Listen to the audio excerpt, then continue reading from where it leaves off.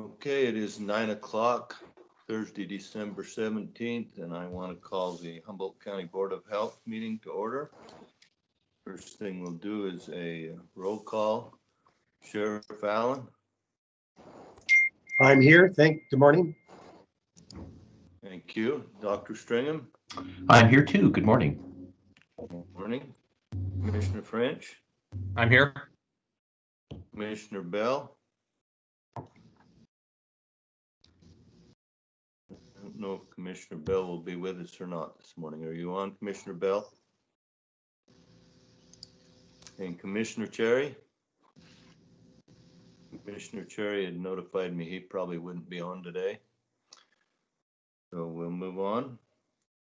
And we'll go to the Pledge of Allegiance. If you would all please join me in the Pledge of Allegiance. Flag. Oh, there we go. I pledge allegiance to the flag of the United States of America, and to the republic for which it stands, one nation, under God, indivisible, with liberty and justice for all. Thank you. We'll go to public comment. Public comment is general public comment is designated for discussion only. The public has the opportunity to address the commission on any matter not appearing on this agenda. However, no action may be taken on the matter raised until the matter itself has been specifically included on the agenda as an item upon which action may be taken. So we need, if you have public comment, *6 to unmute yourself if you're on the phone, and we'll take public comment now.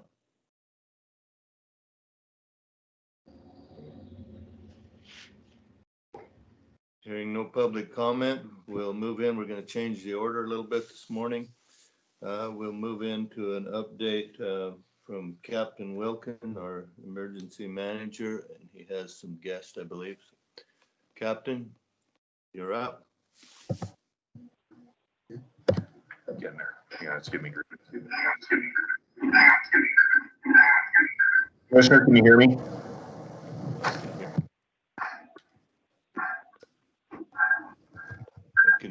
Getting some feedback. Okay, let me.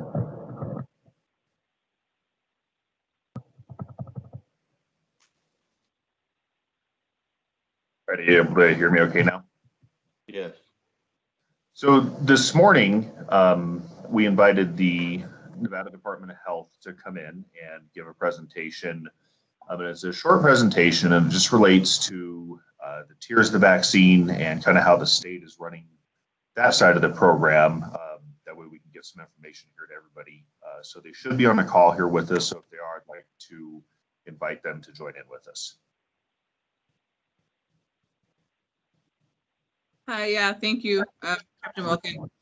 So my name is Candace Daniel, and I serve as a Health Bureau Chief within Division of Public and Behavioral Health within the Department of Health and Human Services. And I have with me today Carissa Loper, who is my Deputy Chief, and we hold responsibility for the immunization program.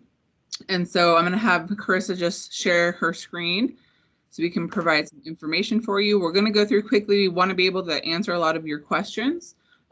So we can get through a little bit of our presentation and then open it up for questions. Go ahead, Carissa. I am, let me make sure I get the right PowerPoint up here.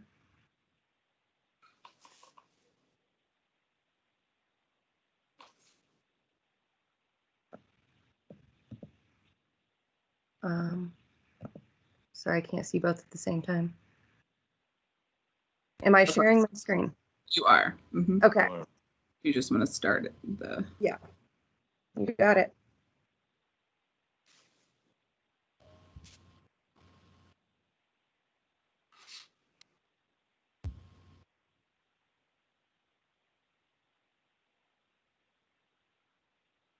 You can see it working. Okay. Do you see the slide? It's still on the main frame. Just need to do the actual slideshow. Apologies. Okay. We're all learning through this new tech world. Um, do you all see? I'm sorry, my screens are doing different things. So what we see on our end is your cover slide for the Nevada COVID-19 vaccine plan. Okay. It's just not in slideshow mode. Uh, the problem is I don't see the PowerPoint anymore at all. We'll just go this one. We'll just go this route and see what we can do next. So just kind of covers, you know, who we are, where we're from. You can try to push the next one. Carissa. Can you do it?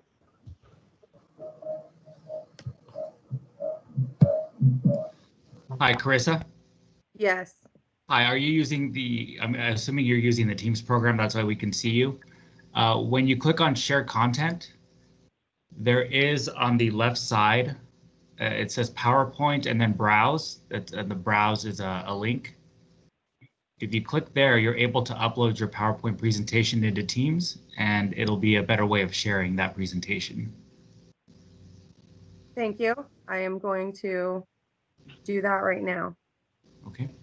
Browse.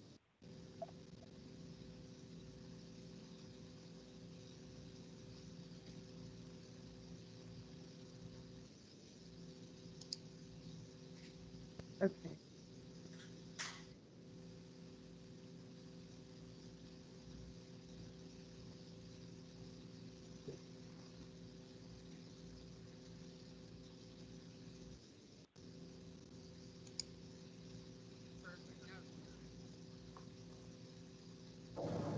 Just hit next. Yep, that's That perfect. looks good on our side.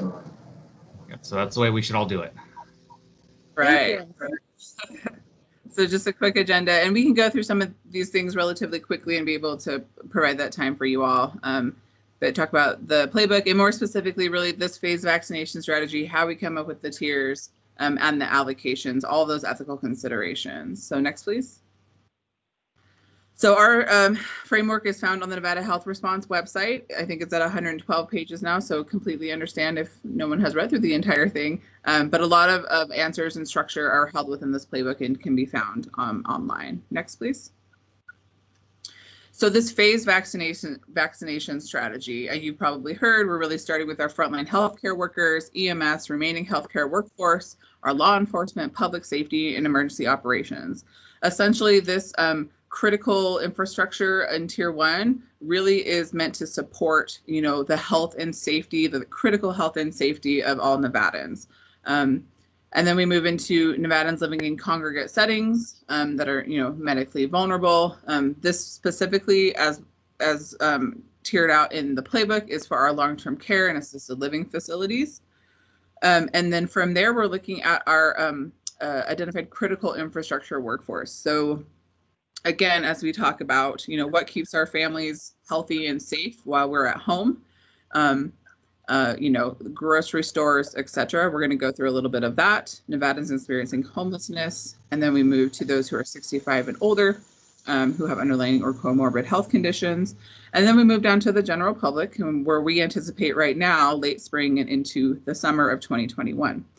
Some just considerations that we really like to talk about and present to people. For pregnant women, you know, that there are recommendations put out by the CDC, excuse me, for the Pfizer product. And after this weekend, if the Moderna product gets the FDA approval, there will also be guidance for the Moderna product, but that's definitely a conversation that pregnant women breastfeeding, lactating need to have with their medical provider. At this time, there's no clinical trials that support vaccination for children under the age of 16. So just one other consideration to think about while we're talking about this process. Next, please. So let's talk a little bit about tier 1. So we start with our general medical and surgical hospitals, obviously where Nevadans go for their acute care needs, medical needs. We move into long-term care facilities, both their staff and their residents, as we're seeing, you know, an increased rate of infection in those congregate settings. And we have the staff going in and out, and so that's why they're held in that second spot. We then move down to psychiatric and substance abuse hospitals, emergency medical service personnel, And then really our frontline public health workforce, those who are vaccinating, so they may either be volunteers or other. We moved down to laboratory workers, those who are processing all of our COVID tests and such. We moved to pharmacists and pharmacy technicians because the federal government has contract with both CVS and Walgreens to actually support and vaccinate these long-term care and residential facilities. And then we moved down to outpatient and home health. So that's, your community family practitioner, etc. Sorry, all of the people joining keep popping up. And then we moved to Nevada Department of Correction and staff. And really the reason why they are in here is because they are moving in and out of the facility and it's within a congregate setting. And we're going to talk a little about like our cocooning effect and structure to help you understand this a little bit later. We move into law enforcement and public safety, and then deployed mission critical personnel who play an essential role in national security, and then our emergency operations managers and staff. So this is very much the entities held within Tier 1. What I will mention is that you see the persons included into these lines. We actually started planning on this response in about April. And so we are not, completely married to these numbers. We understand that they will change, and that's okay. So I just want to make that disclosure as we move through this. Next slide, please. So as we move into Tier 2, again, what we are looking at is these sort of frontline entities that are in person who may be able to don some PPE within their work, but their function in society is very much like when you look at the education and childcare staff. Obviously, we have, different aspects here where we're talking about the mental health of children. We're talking about parents being able to go to their critical essential jobs with childcare. And so this is kind of starts us off in Tier 2. Same thing as we move into the system of higher education for those faculty only as they continue to support the students within that population. We move to essential public transportation, agriculture and food processing, essential retail. So when we think about that, it's very much, those essential items such as food, formula, Band-Aids, those necessities to keep families healthy and safe. And then we move to logistics and supply chain, obviously, the trucking hole in truck stops, etc. As we move down a little bit, but we need to get food to where it needs to go so our families can get that. And then we move to utilities and communication infrastructure, things like energy companies, water, etc. NDOT and local emergency road personnel. We are in the winter months, and so things like clearing snow from roads is important right now. We move down to community support. We've seen such reliance on food banks in our state during this pandemic response with Dieter and WIC, and so really want to support families still being able to get food in this time. Obviously, airport operations, depository credit institution workforce, and there's some ethical considerations we're going to talk about. So just because you see a line in here does not necessarily mean every single bank and every single county, every single person. We are still talking about very much frontline exposure to people to get their function of work completed. We move down to mortuary services, and then the remaining public health force and critical infrastructure. And then we have NDOC inmates on the bottom of this tier. As you can imagine, the congregate setting, that's one of the considerations for this particular line. Next slide, please. So this is just a really quick infographic to really understand this critical essential infrastructure. So just instead of looking through the tiers, you can kind of take a look at this where we're talking about communications, critical manufacturing, dams, defense, energy, food and agriculture, all of the things that society needs in this state to stay safe and healthy. Next slide, please. So as we move into Tier 3, what I do want to mention at this point is even through Tier 2, we anticipate an increased allocation of vaccine. So just because you see this in a tiered structure, this is just our way of micro-planning essentially these groups of people so that as we get allocation from the federal government, we are best able to meet the needs of the community through the framework. That does not mean that this process will be slow in any way, shape, or form. I think if you've seen in the news, things move very quickly. And so even in tier 2, we anticipate an increased amount of vaccine in our state to really work through these tiers as quickly as possible. For tier 3, homelessness, a lot of that congregate conversation I mentioned previously, people with underlying health conditions that are at an increased risk for severe illness with COVID-19. And then we move to people with underlying health conditions that may be at increased risk for severe illness, and into elderly Nevadans 65 and older with underlying health conditions. Next slide, please. And then the very last one is just the rest of the healthy adults. In Nevada, as I mentioned previously, we don't have a vaccine right now for children. So this is why we are very much just focused on the adult population in Nevada. And then just one other consideration to really think about here is that, you might have an individual who in the tiered system looks like they are, they might be over 65, but they also may work at a local grocery store. And so they're actually going to be caught up in that higher tier. So it very much meets the needs of this exposure criteria that we're going to talk about in a minute. Next slide, please. So let's talk a little bit about the criteria just for an understanding of where we're coming from. So some of the things we look at are the level of exposure to COVID-19. So this population has absolute unavoidable and close contact with those who may have COVID-19. If you think about this, our healthcare workforce. And then we also take into consideration the length of exposure. So this, this is an unavoidable contact where they may not have that opportunity for both number 1 and number 2 to don PPE in like an emergency situation to protect themselves. From there, we move into the importance of the job or technical skill that is not easily replaced, right? Our medical practitioners, meatpacking plant employees, utility workers, teachers. And then we also consider a population that has a job that others in the community really depend on for the overall community safety and well-being. From there, we look at the likelihood of increasing community spread, mortality rate, morbidity rate, and then the immune response of age populations of people. All of this criteria, it's not something that we just came up with. Everything is very much science-based. It's either through the CDC or FDA. There's also an advisory committee on immunization practices who gives us ethical considerations to work through in terms of coming up with this framework. Next slide, please. Considerations with a limited supply. So throughout the early spring, we expect to have, it will be necessary to prioritize vaccine for all these eligibility groups, those identified in the critical infrastructure through tier 2.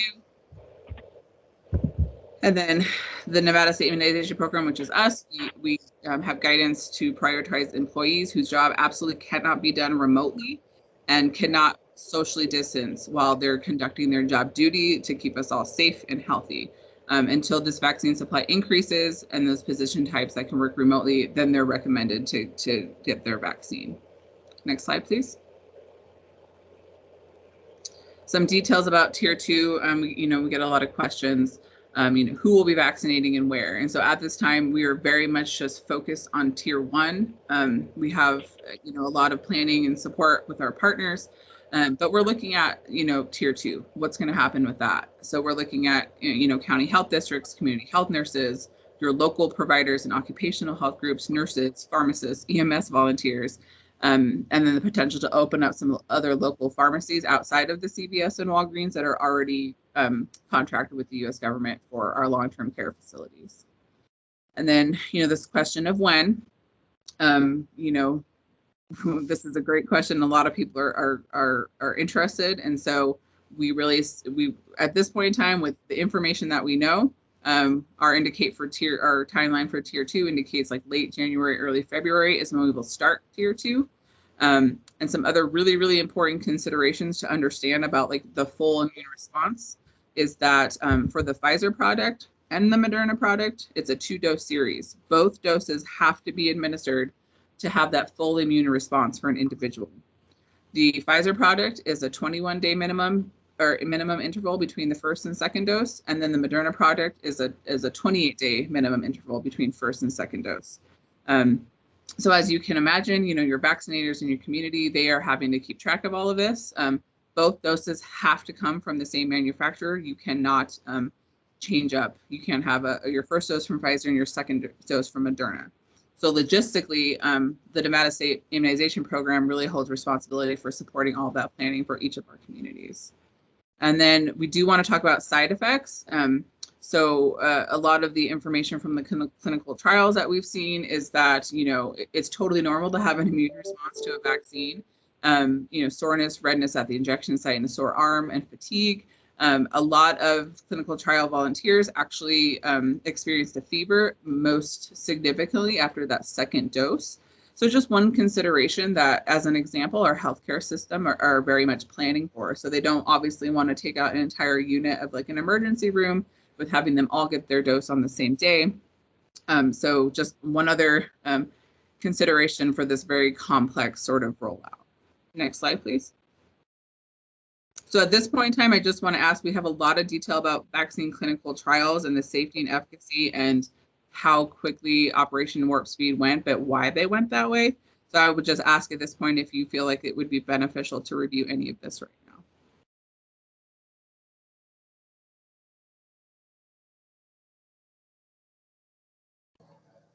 This is Sean. Since you guys are here and we're sharing this information, I don't think it's bad to hear. I think there's only about 6 slides left in the show, and I've sat through it a couple of times. I personally think it's good information for people to hear, unless anybody else is opposed to it. I think that'd be great. Absolutely. So I'm going to actually hand it over to Carissa to go through some of this clinical trial information.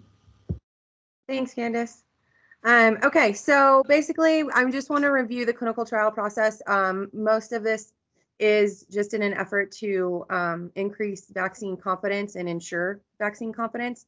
So essentially what happens in a normal process is vaccines start and are tested in animals, just like all medicines. And then we move into phase 1, which is a couple hundred volunteers. And really we're looking for the dosage of the product that's going to be best. So for vaccines, for example, they'll give a couple different dosing options to groups of people and find the one that is offering the most effectiveness at that point and is showing the most safety. So has the least side effects, including those mild ones that were discussed.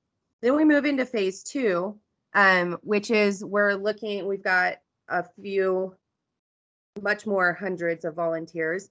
And we're really looking at the safety profile of the vaccine product. So we're monitoring all those short-term side effects, making sure no adverse events are occurring. And at the same time, you have a placebo group in that phase 2 who's getting a placebo. And we're starting to monitor the effectiveness of the vaccine product to see how well it's working at preventing disease, infection, or severe infection. So after that, you move into phase 3, and you have hundreds and then into the thousands of volunteers. Usually in a normal clinical trial process, you're going to have 15 to 20,000 phase 3 volunteers. Notably in the COVID-19 vaccine clinical trials, there have been upwards of 30,000 volunteers in both the Pfizer and Moderna studies. So that is a lot of people to get a lot of robust data from in this shorter period of time, which was another reason they needed so many more people to volunteer. And we got them. So that was really great. And then at this phase, you're really making sure the safety is good. And what you want to look at is the efficacy of the product. And we're going to talk about the 2 products in a few slides. Essentially, the Operation Warp Speed process accelerated this from what's usually a 3+ year process into, these 14 months or less. And really what led to that is that the federal government underwrote the whole process, as you may have heard. So Operation Warp Speed was a huge investment by the US government to ensure that we could get vaccines to the public, safe and effective vaccines, as quickly as possible. And so they underwrote the research and development and the manufacturing costs of at least 6 vaccines in process to ensure that we could do it as quickly and safely as possible. Part of this is because manufacturers would not ever manufacture a product until they had normally gotten through that whole process with the FDA and the clinical trials. because they could not guarantee, that the product would go to market or work. So with the underwriting from the federal government, they were able to do that all at the same time, manufacture what was shown to be promising. And at any point in the process, had it been shown to be unsafe or ineffective, those lots or that product simply would have been destroyed and they would have started over at their drawing board. Also, what really helped with the products that are coming out this month that are vaccinating people with right now is that the vaccine design, the messenger RNA process had already been studied extensively in the medical community and was ripe for this technology. So that saved our scientists a lot of precious time in creating these 2 vaccines that we see coming out the most quickly. So just want to reiterate that we have spoken to those in charge of Operation Warp Speed, specifically General Perna, who's the Chief Operating Officer, and he's assured us multiple times and has spoken to our team and the teams across the state multiple times that the financial risk of this was always okay to the US government so that we could address the coronavirus pandemic as quickly and effectively and safely as possible. But a safety risk was never okay. So just to reiterate that any products would have been destroyed had they not been shown to be effective or safe. So that reassurance and working through with Operation Warp Speed and all of these individuals through this whole process, the Nevada State Immunization Program is very confident in this vaccine and are excited to be getting it out to Nevadans. And then to close it off for this part, we just want to reiterate that there are multiple independent review boards across this process. And when we say independent, we mean that the individuals on the boards do not work for the pharmaceutical companies and they do not work for the government in any capacity. They are academic institution researchers or researchers with private or nonprofit companies. And they are virologists, immunologists, bioethicists, et cetera, those in the top of their field, and people who have created vaccines in the past, for example. So they staff, for example, the FDA's Vaccine and Related Biologics Product Advisory Committee, or the VRBPAC, which is much easier to say. And then the CDC has the Advisory Committee on Immunization Practices. And then within every pharmaceutical company, when they do a clinical trial study, they have to put together this independent data safety monitoring board. So both the Pfizer and Moderna products had those boards, and then everything goes up to the FDA and then goes through their advisory committee. And then once they made their authorization for the emergency use authorization, their recommendation for that, it went over to the CDC, which is everything gets reviewed by the Advisory Committee on Immunization Practices, who gives us all of the clinical recommendations for how to use a vaccine in the United States. So they're the body that creates, for example, the vaccine schedule that's used for children and adults every year. That's that body. So they were the ones that look at all of the data and let us know, can you administer the COVID-19 vaccine at the same time as other vaccines, or all of the clinical considerations for different individuals and their comorbidities. And then finally, just to close off with the effectiveness data, to show you the numbers there, like I said, Pfizer had 44,000 volunteers and Moderna had 30,000. And so they split up the groups, and, about half of them got the vaccine products and half of them got a placebo. And we see very clearly through these numbers that out of the cases of coronavirus that occurred in all of their volunteers, the majority of those cases occurred in the placebo groups. So that's where those effectiveness numbers are coming from. And then I am going to hand it off to Candace to give us our key takeaways. Thanks, Carissa. So in Nevada, we very much have an equitable and science plan to distribute the vaccine to all adult Nevadans. We do have an existing vaccine distribution infrastructure, so you may have never heard of the Nevada State Immunization Program before COVID, but typically we actually move about $40 million in vaccine across the state in a regular year. So this is something that we know how to do. We know how to order vaccine, allocate, et cetera. And if you ever heard of WebIZ, That is our information system, essentially, where doses of vaccine given are input. It's our data system that very much supports this COVID-19 vaccine response. And then, as Carissa had mentioned, all this clinical trial process, it only allows for a safe and effective vaccine to be used here in the U.S. Just to touch again on the tiers, these participants in Tier 1 are really critical to ensuring continued health and safety of all Nevadans. And by protecting Tier 1, we protect everyone until there is a broad supply. In Tier 2, as we ramp that up, we're enumerating those in the populations who will be accepting the vaccine because it's really critical for us to use this limited allocation at the beginning very efficiently. We don't want to waste anything, obviously. And then to just close it out, an immune reaction is completely normal and expected after any vaccine, but with this one, as those reactogenicity issues I sort of brought up before, sore arm, fatigue, fever, completely normal. It's your immune system working. And so we really just want to build vaccine confidence, and a lot of the detail that we were able to share with you all today is, just one effort to do so. So with that, happy to open it up to any questions that you have. Yes, Carissa, this is Commissioner Tipton. I have one question. I think it's for you. When you're talking about the tiers, and I wanted to know where our senior citizens delivery drivers to those people that are homebound, that they provide the lunch meals for them on a daily basis. Where would they fit into that? We just spoke about that group last night, and I believe they remain in Tier 2 in community services, but I will need to verify that and get back to you because we were discussing, because of the delivery aspect and moving from different people's homes, whether we should be including them earlier. So I will verify that and get it back to Captain Wilkin. Thank you.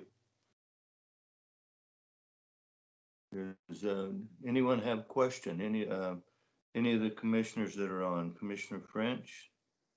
Thank you, Mr. Chairman. That I had this is a question I had for Captain Wilkin last time we met, having to do with senior citizens. And I'm sure this is not something that you haven't heard before. I'm sure you're probably hearing this all the time at this stage, but if you back up a little bit and you start talking about this pandemic at the beginning, and I'm just trying to climb into the heads of some of the people that are asking me the questions. If you look at that, they are actually have been told from the beginning that people age 65 and older, people with comorbidities, obviously are the ones the highest risk for complications of contracting this virus. We've been told that from the beginning. To that end, we're actually phase 1. We're actually managed care facilities. Folks are getting vaccinated first, which is a good thing. But back to my question, we've got a fairly large senior citizen population throughout the state who are faced with the highest probability of complications if they do contract it, and who comprise the largest segment of people who require hospitalization or who are receiving the lion's share of the healthcare services at this stage.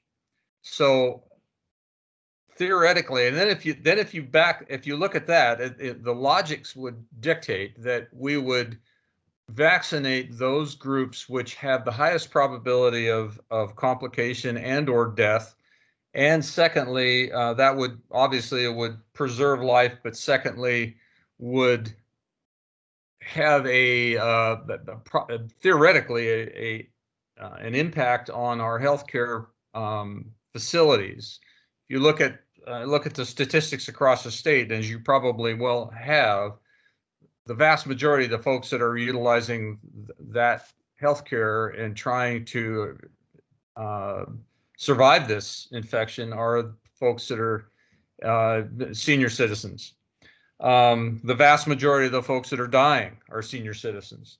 So the question I think is a good one that they're asking me at this point in time, is that why are we putting them in the low second or even third tier when if you look at other nations that are actually utilizing the same vaccine right now, England in particular is going the opposite direction. They are vaccinating the most vulnerable first and working their way down through the list that you showed. But the most vulnerable were in the top tier. And I'm just, if you could just answer that question for me, I would I'd like to be able to pass that along. And I just mentioned to you, or I just state a comment that was made to me this morning.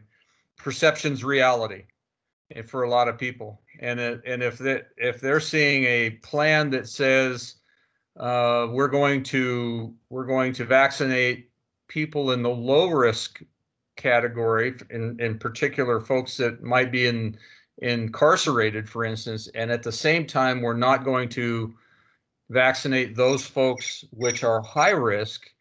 The perception is they're not valuable. So if you could answer that question for me, I'd be great.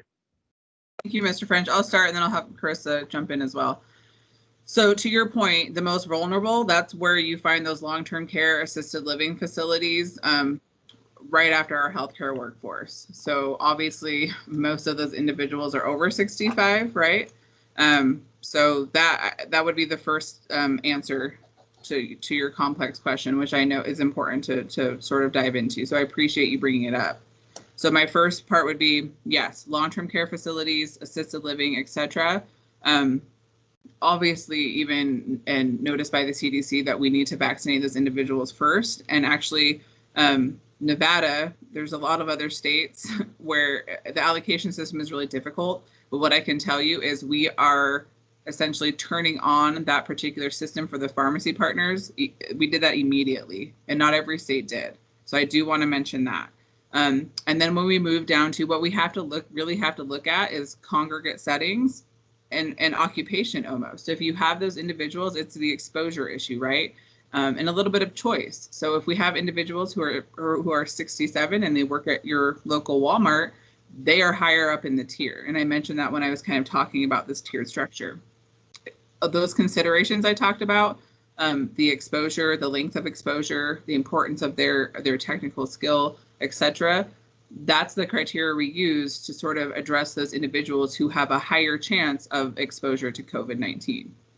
And then I'm going to pass it to Carissa, to kind of talk about this cocooning concept. So we are also following throughout our playbook and in all of our planning, like we mentioned, the Advisory Committee on Immunization Practices. So in the immunization world, that is our gold standard body, advisory body. And they did release ethical considerations. Trying to look, I think it was last month, but they had been issuing kind of guidance of that nature for a long time. So then they issued official ethical recommendations, and we are following those for this purpose. And one of the things that happens when you start with the healthcare workers and the occupation groups is what we in Nevada call a cocooning effect. We have had the Nevada cocooning program for a long time, and that's really geared at infants. It's to protect infants from pertussis, but the idea stands, and the advisory committee is using the term multiplier effect. So what happens by protecting the individuals who help society run, who make the food go around, who get everything to where it needs to be and ensures we're there to do the jobs. Those people being protected provides a layer of protection to everyone else so that the virus cannot spread as much or as quickly around the people who are out the most, and then those who do not still need to be, could not be out as much, get that layer of protection until our vaccine supply reaches enough that we can reach everybody. And we do anticipate that end of tier 2 that you see and the beginning of tiers 3 are going to more than likely happen simultaneously in the later spring of next year. So we just have to wait on our vaccine allocation and the federal supplies to ramp up. We have been assured of that, and I feel confident that next year you're going to see a lot more doses. You're going to have more products coming out, and that we may not be in this situation where we're tiering everyone out so specifically. Thank you, Chris. I appreciate that. And Candace, just one quick follow-up question. How does a senior citizen with comorbidities elevate to tier 2 under your list? Obviously, the only time we're catching those comorbidities with those seniors is after they present themselves in a hospital. And the healthcare providers, how do they elevate that? If you're seeing a doctor, you've got COPD, for instance, or something along that line. I think the intent is that we would protect those people first, because it's the likelihood of a complication is very, very high if they do contract it. So how does that person elevate on that list with comorbidities? Candace, I'll ask that to you. Thanks. Sorry, I had to unmute myself. So, I think we have to define elevate, right? To me, tier 2 is still critical infrastructure, right? So we need grocery stores to still function for people to go get health and safety and food. And so when you're talking about elevate, my answer would be the same. If they have an occupational position within one of those specific entities, if they volunteer at a food bank, things of that nature, that's what would place them into tier 2. Hey, I'll just back up a little bit. The question was asked of me of a veteran who has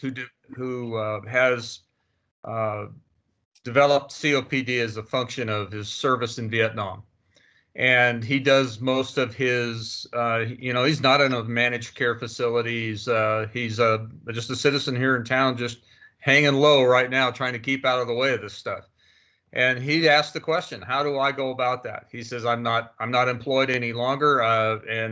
So I guess I don't fall into that category, or I don't have a skill that is being protected. But he says, how do I get myself elevated into this thing so that, and I think it's a good question. I think a lot of people in that category, a lot of folks when they make 65 years old generally have comorbidities of some variety. It's just that they're not on the radar. So I would think, and I would hope, that we would have some way for those people to present and actually elevate themselves into somewhere into that mix to try to minimize the chances of them showing up in the hospital and having complications. I appreciate that question, and I completely understand. And really, at this point, without enough vaccine, they have to continue to stay low, lay low. And we, just because we have vaccine, I've heard it mentioned before, it's not a silver bullet right now, right? Not only do you have to make sure you get 2 doses, and then you have like a 2-week period after that to make sure you have the full immune response. And I would just say, just because you get the vaccine isn't going to mean that you have to stop any other sort of mitigation efforts. It's a process, right? And so, unfortunately, that's still our reality. Just because we have vaccine rolling out, and even when we get to a place where we have a lot, all of these practices that we're doing now, we still have to continue to do. And that's just where we are, unfortunately. And I understand, and I completely have empathy for it all. Trust me.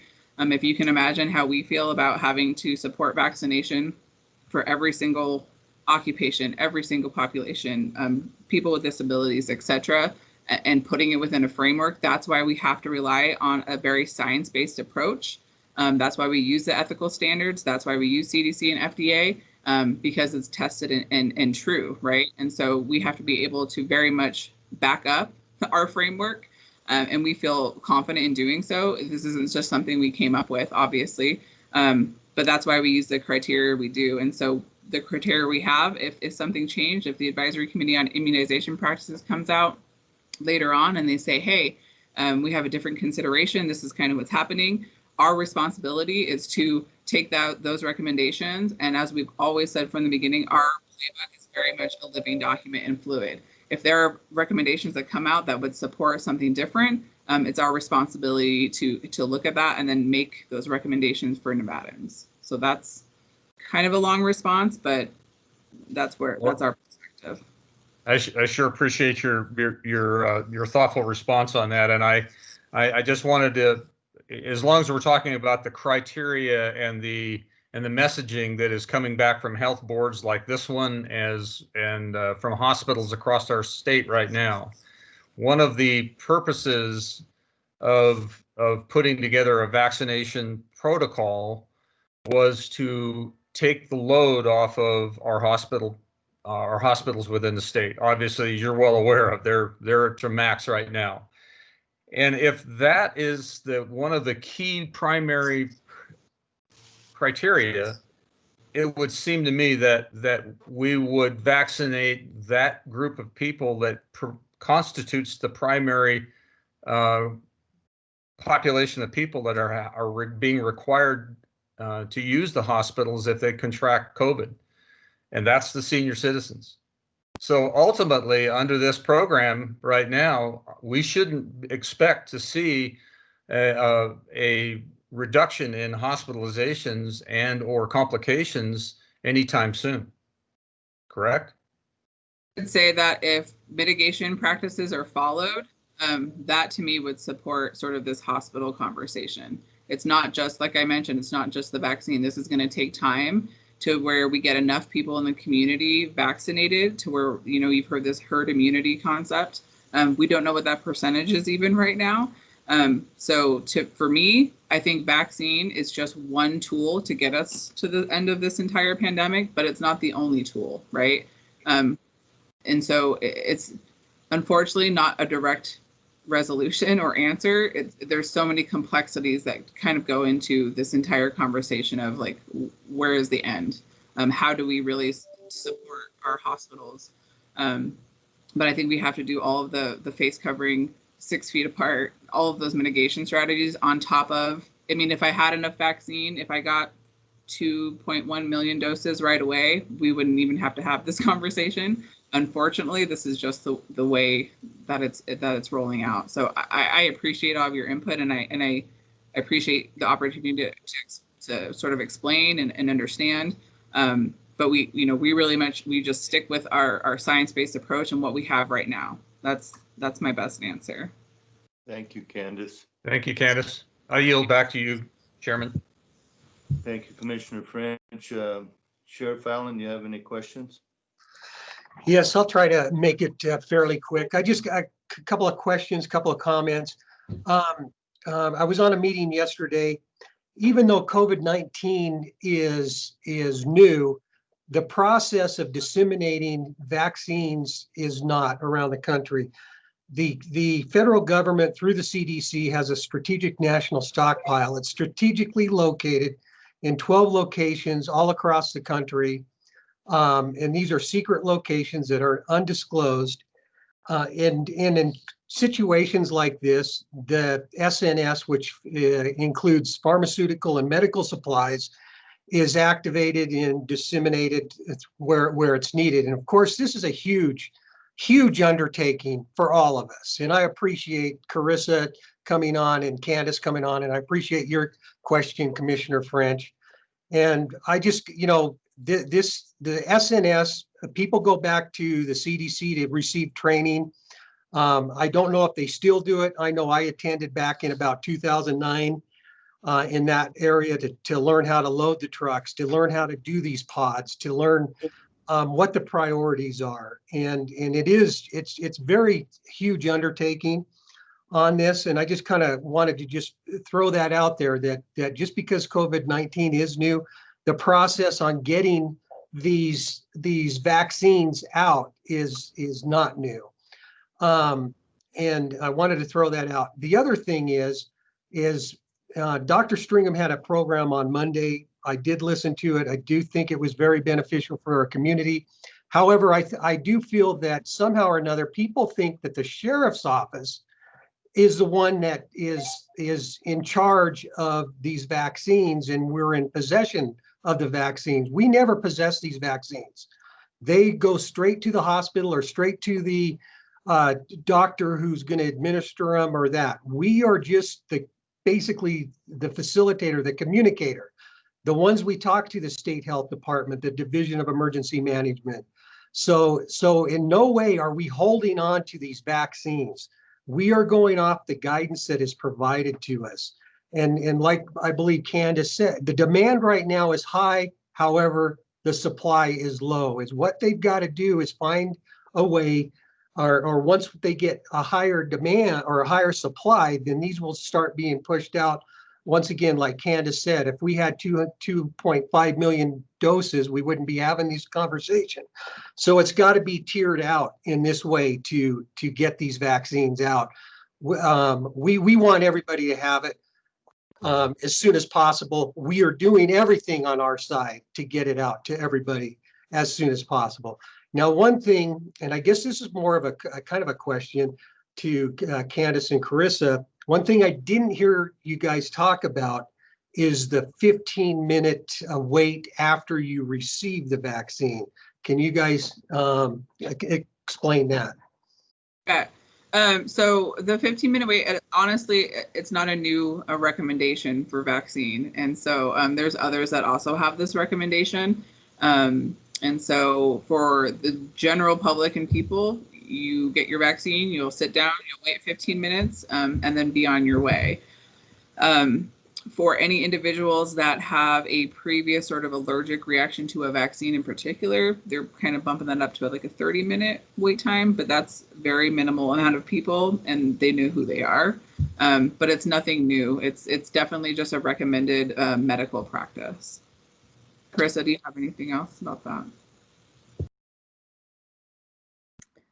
No, the only thing I would add is, yeah, sometimes people, the anecdotal stories and the stories from vaccinators are, sometimes people get so scared of needles that it's not the vaccine, it's that they freaked themselves out so much, and then they're liable to fall or hurt themselves when they're driving or something. And so that's part of it. It's kind of like the same thing of after you give blood, just giving that 15 minutes to make sure everything's going to be okay.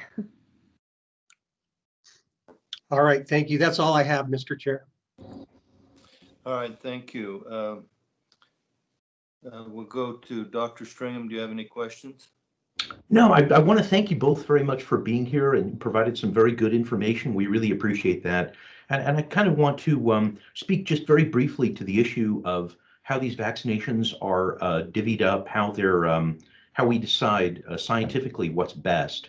And I think the best example I can use is if your mission is to stop somebody from visiting your house, you can stop them at the front door, or you can stop them on the freeway. And on the freeway, you can influence larger numbers of people. And I think that's really the general strategy that's used. So when you vaccinate the very people who would infect these senior citizens who don't have comorbidities, who are assigned to lower tiered groups, it's a very passionate decision because people sometimes see where they haven't been included, but the fact is they really have. It's just a broader strategy that in the end, my personal opinion is this will likely influence a greater number of people, and in the end also make it less likely that any individual elderly person would be less likely to get the virus than it would be if you vaccinated them as individuals. The other thing I'd like to point out is that a lot of people are opting not to get the vaccination anyway. And so we don't really know what percentage of those folks at highest risk of death, what percentage those people would have of being vaccinated. But this strategy actually addresses that at a broader level. And I think in the end will likely save more lives. So I kind of want to defend the way this is being done because the science really does support it. Thank you very much, guys. Thank you, Dr. Stringham. We'll go to see Commissioner Cherry's not here. Commissioner Bell's not here. I want to reach out to Commissioner-elect Hill.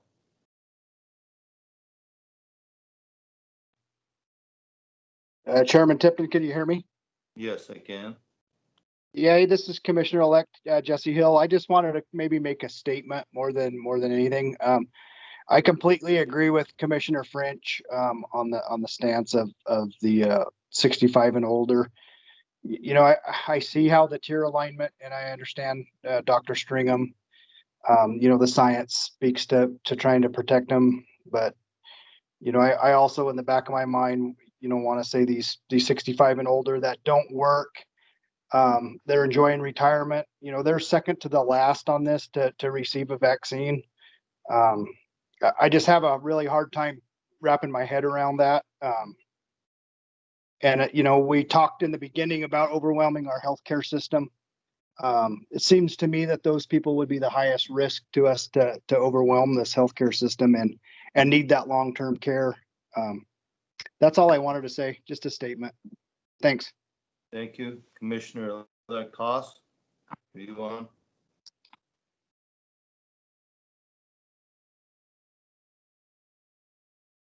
I don't know if he's on. Is there any questions from the public? If anyone out there has a question, please unmute yourself. I don't see anybody with a hand up. This is Patricia Tyndall, Okay, go ahead. Director, Pleasant Senior Center. And surprisingly, I'm not going to ask a question about 65 and up. I would like Candace or Carissa. I have heard that it is more important that people remain healthy before they get the vaccine.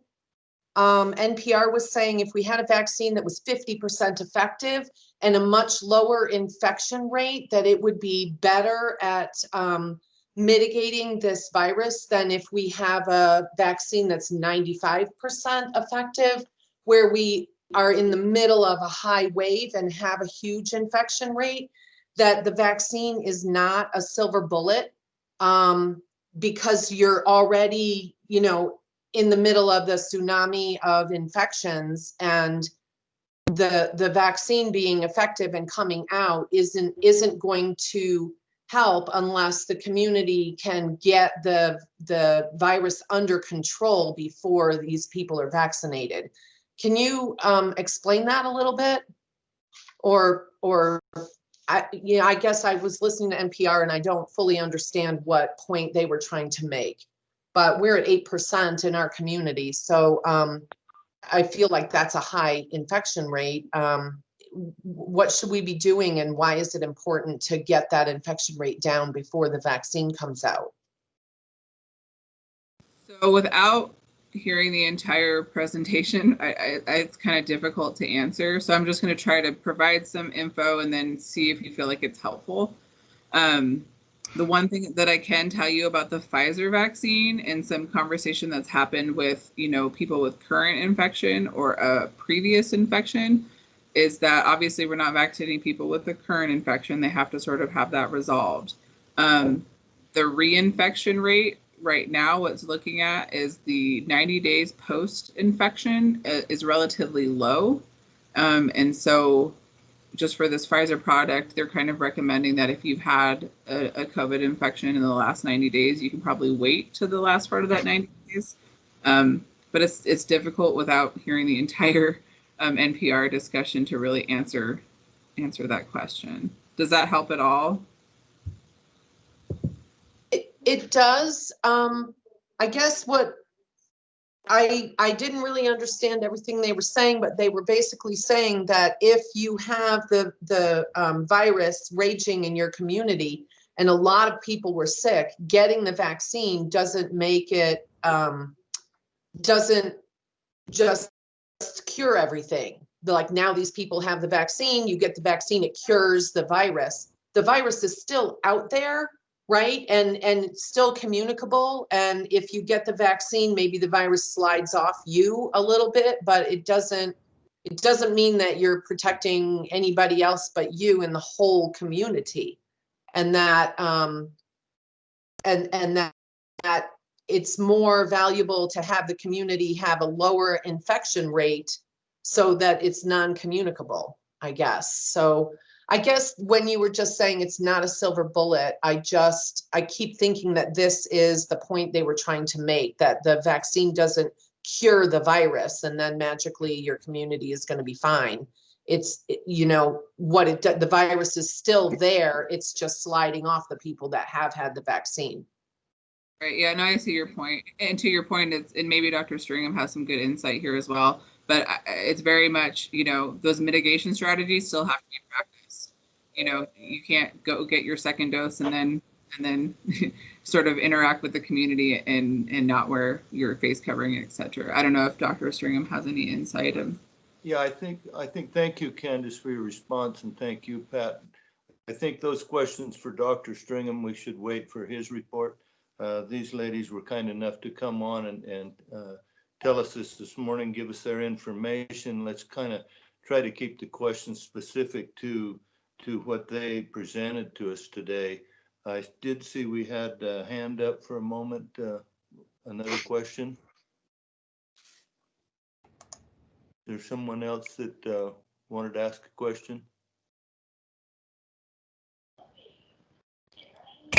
Good morning. This is Millie Kester. I wanted to say this was very informative today, and I was wondering if it was taped at all or recorded so we could share the link and they could other people could watch it later on. Is that possible? Abel, can you answer that?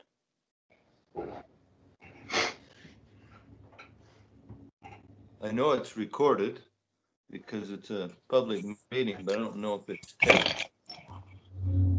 Yeah, I don't know either. Like I said, a lot of the questions that are out there in the community were answered by these ladies today, and I think it would be very helpful if at a later time when they're not working or whatever, they could watch it. Well, Mr. Chairman, this is the clerk. Yes. I have forwarded Millie's question to IT, to Tim. I believe there's a way he can do something to make this available on YouTube. He has done that in the past, but I have not heard a response back from him yet on how long that might take or whatever, but I have reached out to him for that. Perfect. Thank you, Tammy. You guys did a good job today. Thank you. Okay, thank you. Do we have any other questions?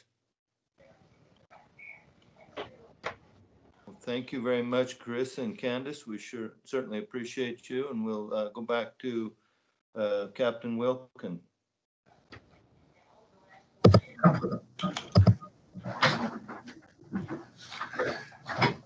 Thank you very much to the Galveston State for coming out and giving us a presentation today. I appreciate your guys' time and help and support of this program as we move through all of it. The ladies that talked to us this morning really have been a huge assistance to us here in Humboldt County and throughout the state of Nevada. And I know that they've worked very hard with all of the entities as they moved along. And I just want to tell them your guys' time this morning and coming in and supporting us and giving us information to the board and the community is very much appreciated. So thank you. In emergency management this week, we were fortunate. Humboldt General Hospital did receive their initial supply of the vaccine. And from that supply of the vaccine, we did receive a limited supply that we were able to start offering to healthcare workers in our Tier 1 community. We've been able to move through and make contact with those Tier 1 healthcare workers and their employers very efficiently. And we do have people that are coming in to receive the first round of the doses of the vaccine both today and tomorrow. And those are being administered by Marcia Foreman at the Community Health Clinic. So for the folks that are eligible to receive it, we went straight off of the tier listing. We have that broken down into an Excel spreadsheet. We have contact information. We've used that information to directly contact those employers so that these folks could set up appointments to get in and we could utilize that limited vaccine that we have to the best of our ability. We've seen pretty good success with this and very positive response from the employers. So if the employers continue to work with us this way, I see a very smooth and easy transition through this vaccine process. Tentatively, I'm hoping for the week of December 28th, so the week following Christmas, that we will have vaccine on hand to move through the remainder of Tier 1.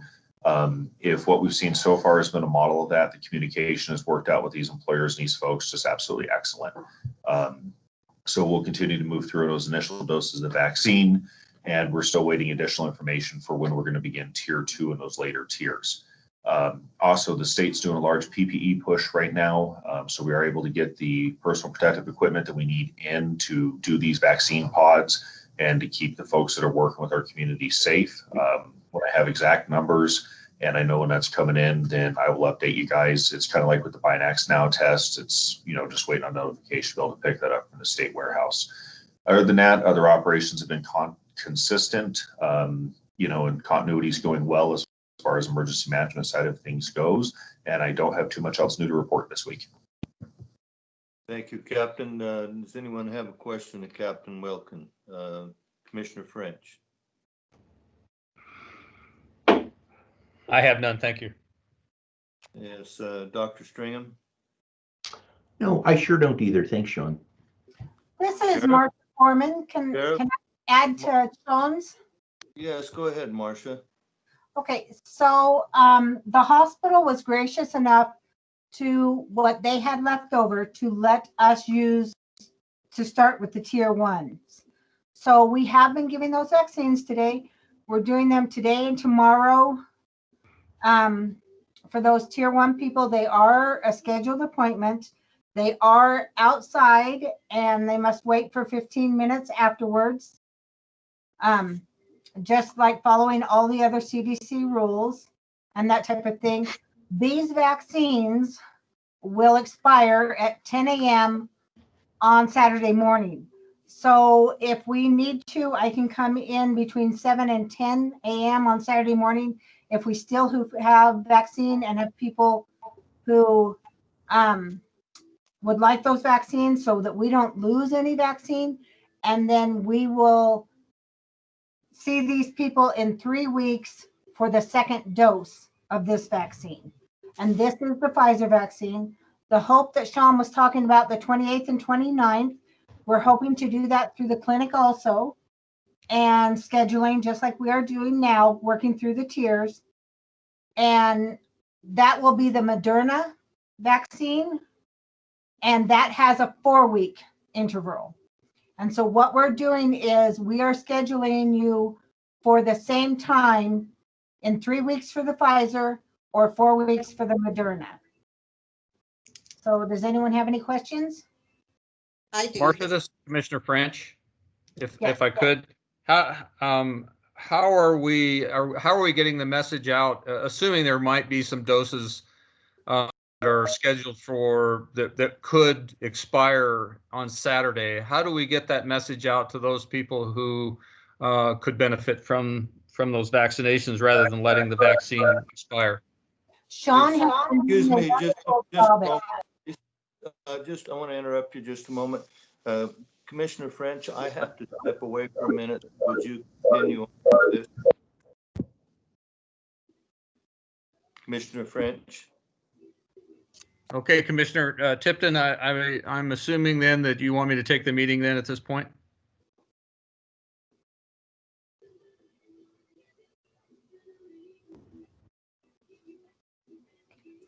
That is correct. Okay, thanks. Sean has been notifying those in the tier 1 groups to call and make an appointment. Okay, and that tier 1 group then would be Captain Wilkin? Yes. Okay. Commissioner French? Yes. So for notifications on the tier 1, and Marcia and I spoke before, right now I believe it is, Marcia, I believe you said 27 or 24 vaccines available. So basically we'd have 24 appointments. I still have, because I haven't moved into law enforcement, public safety, juvenile detention, or state corrections yet. Right now, we are only in a tier of health workers because we followed the CDC guidelines to a T on how we notified people. I still do have offices under those CDC guidelines to call and reach out to. Marcia and I spoke about 3 times yesterday, so we are keeping track of the quantity of people that are making appointments to come in and receive the vaccine. And I have a list that I keep on this, and we have a spreadsheet, and we go through. So I still have physical therapist offices to move into, and a couple other groups on those tiers that we're going to reach out to today to fill those remaining 24 appointments. Okay, and so my question would remain the same then, Sean. Obviously, you've got plenty of folks that under that tier 1 protocol who need to be vaccinated. My question comes back to the 9:30 on Saturday. How does somebody? I don't want to see any of these vaccines lost, and so if we've got people out there that have an interest in vaccination, I want to make sure that we can get that message out so that we don't lose any. So on these tier 1s, for reaching out to folks, we're going to have that accomplished today. So just on the list from law enforcement agencies alone, and I've had a couple that have reached out to me, we're going to make sure those appointments are lined up today. So we're not waiting until Saturday morning. I agree with you 100%. We don't want to see anything wasted. We've been really careful about trying to make sure that we have a stop-loss plan in place from the very beginning with this. And so we'll have that accomplished by the end of today to know that those are filled. There's still quite a few people or quite a few groups to reach out to. So, I mean, if it comes into, we have remaining vaccines left over at the end of the day on Friday, if Marcia relays that information to me, then we'll make those calls Friday to make sure that we're reaching out to those people. Great, thank you. I just want to make sure I can pass that along. Yeah, no, we are absolutely trying not to waste anything through this program in any of the tiers. So I agree with you 100% on your point. Great, appreciate that. I see that Chairman Tipton's back, so I'll yield back. Thank you, Commissioner French. We want to go now to Commissioner-elect Hill. Do you have anything that you would like to ask Captain Wilkins? Yeah, this is Commissioner-elect Hill. Hey, Captain Wilkin, I appreciate everything you're doing. I guess one thing that kind of struck me is, shouldn't we have had this lined up before the vaccine hit the ground? Shouldn't we have had those people in place, ready to roll? It just seems like now the vaccine's on the ground and we're wondering what to do with 20 doses, and now we're talking about contact. So there's interference. I think that I lost part of your question. So the beginning of your question is, should we have had this lined up before the vaccine hit the ground? The answer is we did. We have. These tiers have been identified for going on a month. The issue that we have as far as getting people in is dates. So this week, these vaccines, this was a fortunate event that we received these from Humboldt General Hospital. So the way the vaccine is broken up, originally 400 doses were allocated to Humboldt General and another 358 were allocated to be administered through Marcia Foreman's office through the emergency management program for these other tiers outside of HGH because they are considered a self-administering facility. So this week, basically, for lack of better terms, we got lucky, we were blessed, these things were able to come into us. So yes, it was short notice this week, but it very much goes to what Commissioner French is saying. This prevented the waste of the vaccine in our community. One of the things with emergency management, just years in law enforcement, we're good at being flexible. So with this, we were fortunate to have these tiers identified, employers identified, contact information for all these employers identified, and they've been great about working with us. So yes, there's a plan. This was short notice. This is in addition to the 358 that I initially requested. So if we get through these and everybody receives the vaccine, yes, it will end up requesting less later so we don't reduce it. As we move through this, we're able to move into that tier, the first level of the tier 2 school district employees. But this was short notice on our part because it was short notice from the state's part, but this let us get people in the community vaccinated sooner. So this got us ahead of schedule by almost 2 weeks to be able to do this. And the plan and the communication between March and I that we have set up has worked out great. My time to reach out to these employers and notify people to get in, cumulatively with everything we had built before this happened, probably less than 2 hours worth of work to notify, I believe as of yesterday, 17 different employment groups to be able to get them in and get this rolling. So it's actually worked really well. The plan is working well, and everything we put in place just seems to be working great.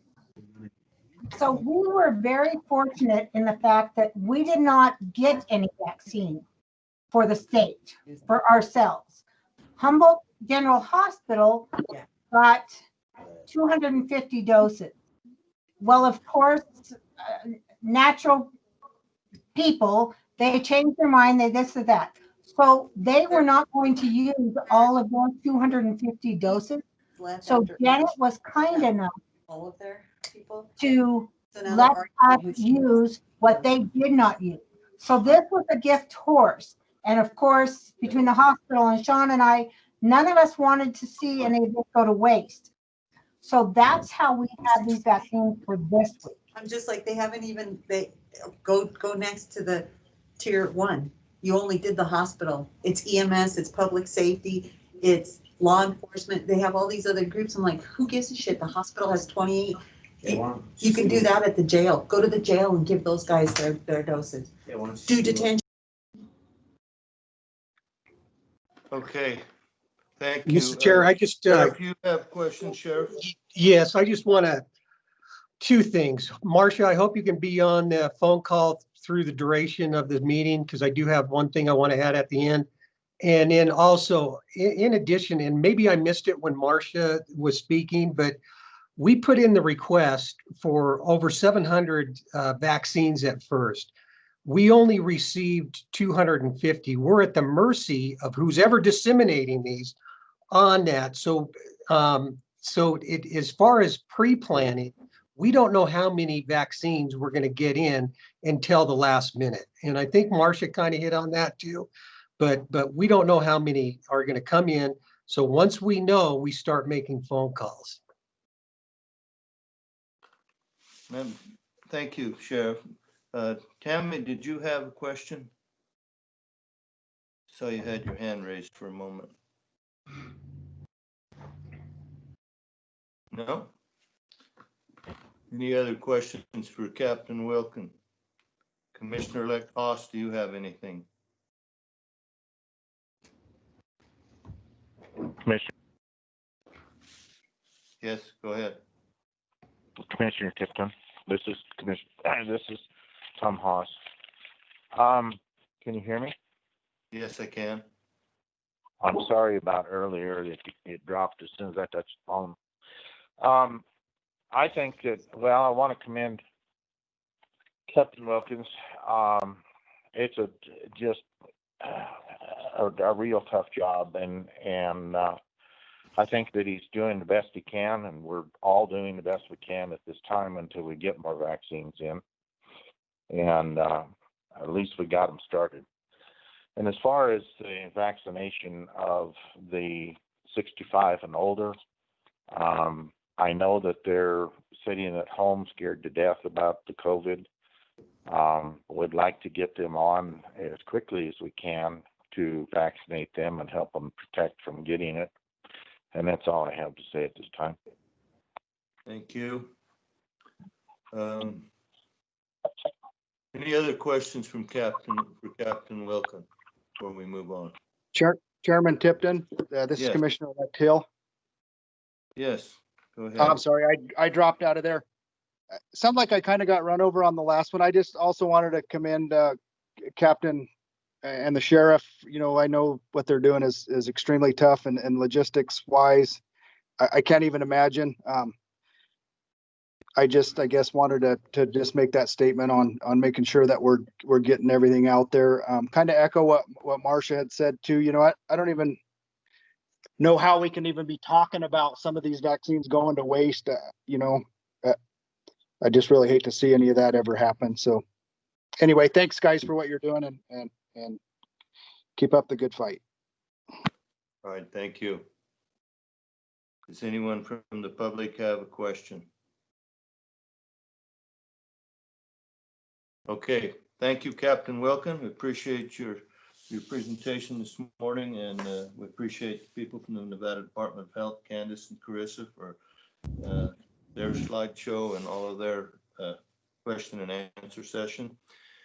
So at this time, we'll move on to Dr. Stringham.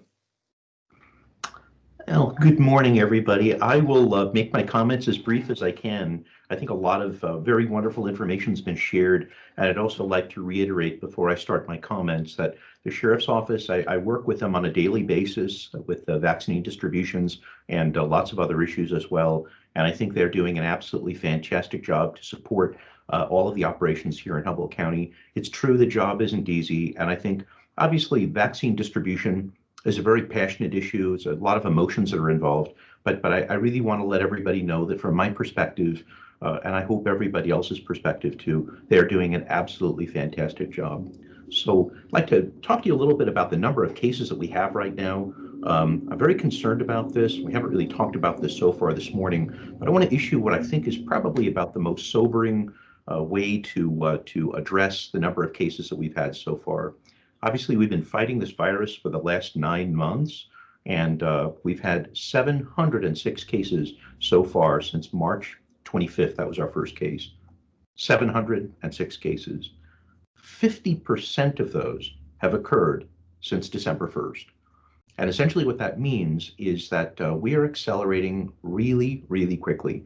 What it takes to get this virus in Humboldt County right now is a lot less than it has in the past. It used to be that a person would have to do something that really was a little outlandish and take unnecessary risks. And at this point, I think it's far easier to get this virus. And so I would caution everybody that the take-home message here is it's critical that everybody remain safe. We've talked about the vaccination as a general strategy, but it's true, this doesn't exonerate us from our responsibilities to be safe, to do the right things, to wear masks. The vaccination is absolutely going to be a part of the end of this virus. And in my opinion, it's going to be the primary constituent, but it's not going to come online for quite some time. For those people who've been vaccinated, there's no immunity, significant immunity that's given for 10 days, and then we come to full throttle at about a month. And so this is still, these are things in the planning stages. We're thinning the trees, but we absolutely need to fight the fire. So it's very important. Vaccinations, I think pretty much everything that needs to be said about this has been said so far. And I really appreciate the comments that have been made so far. I want to give you a personal story, give you a little bit of information about what it's like to get the vaccination. I had my vaccination yesterday morning at Humboldt General Hospital. Had a wonderful experience. The clinic was very well organized, very well run. And what I can tell you is that so far the only side effect I've experienced is a very mild discomfort in the arm where the shot was given. Other than that, no fevers, no chills, no symptoms whatsoever. I feel absolutely great. So I highly recommend that when the vaccination becomes available to each one of you, when your respective places in the tier come, please get this vaccination.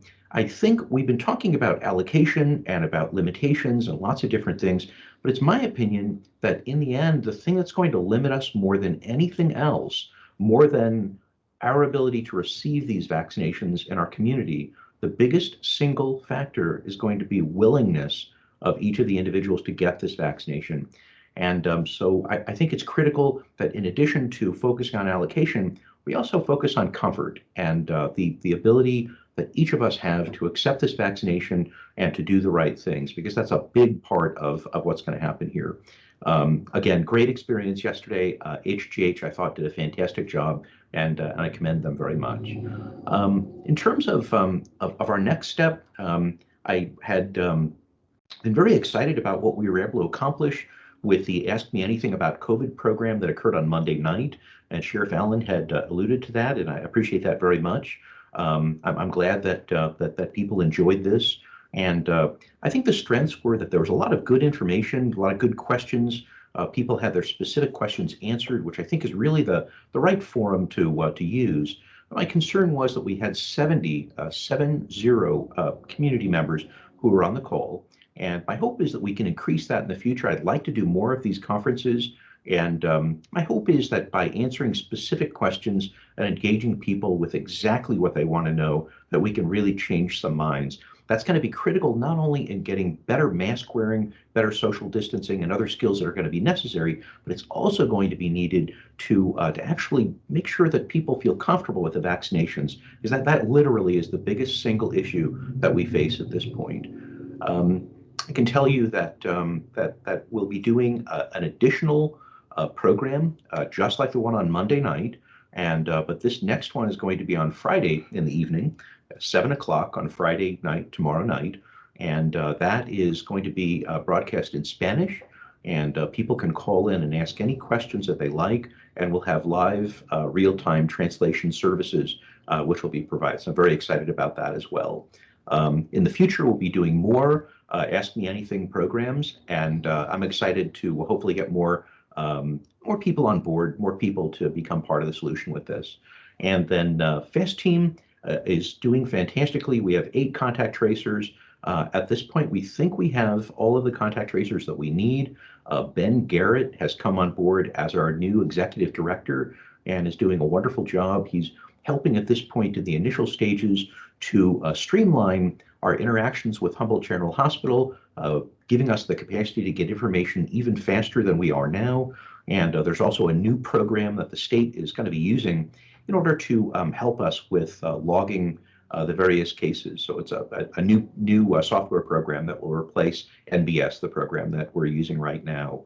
In terms of other things, Quest Diagnostics seems to be bogged down a little bit. Initially, the negotiations we had with them were such that 48 hours would be the average time to wait for tests to return, and 72 would be the worst case scenario. We are seeing some cases in 4 or 5 days at this point, and we're working to remedy that at this time.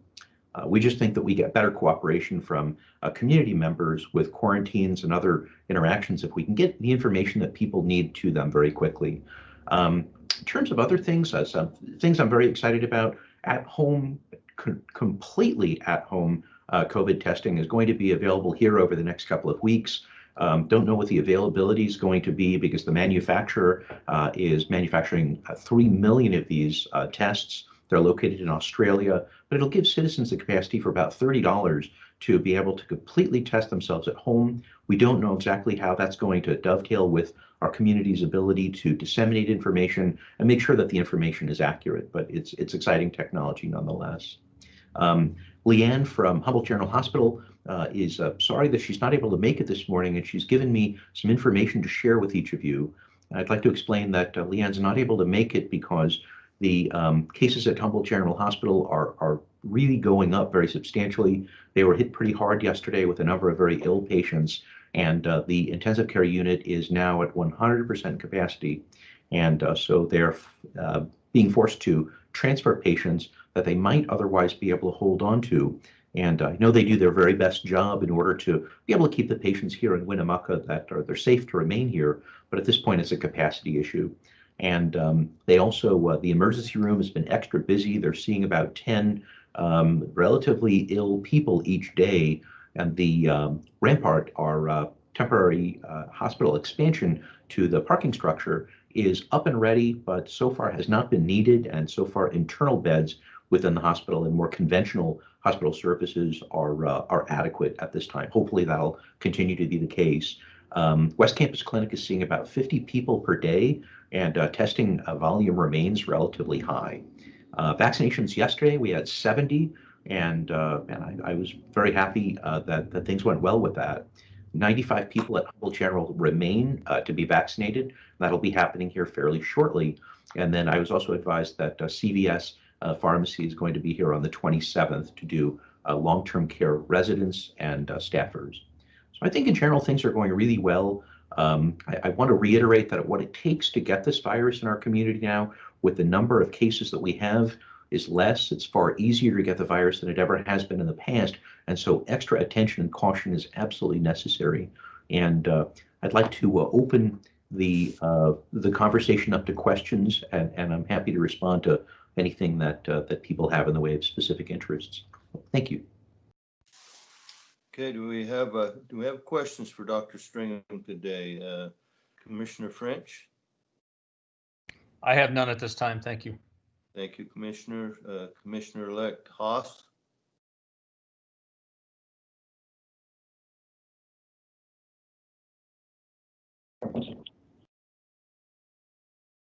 Commissioner-elect Haas, did you have a question? No, I don't have any questions at this time. He covered things pretty well. Thank you. Thank you. Commissioner-elect Hill? Chairman Tipton, I don't have any questions either at this time. Thank you. Sheriff Allen, No, none at this time. Thank you. thank you. Okay, I know we had somebody from the public. Is there someone in the public that would like to ask a question? Yes, hello. My name is Clay Gerling, Claygerling. I'm here on Georgiana's call. So I just had a couple of questions, and I'll explain a little first. We've heard this secondhand a few times, but now we have firsthand knowledge of it. That the testing center down there for HDH across the street is telling folks who are test positive before 10, 14 days has come around that they're good to go back to work and that they're not contagious. Because I remember the last call I had attended, it was noted as a problem that people were going out between the time they were tested before they got the results back. And that was obviously a potential spreading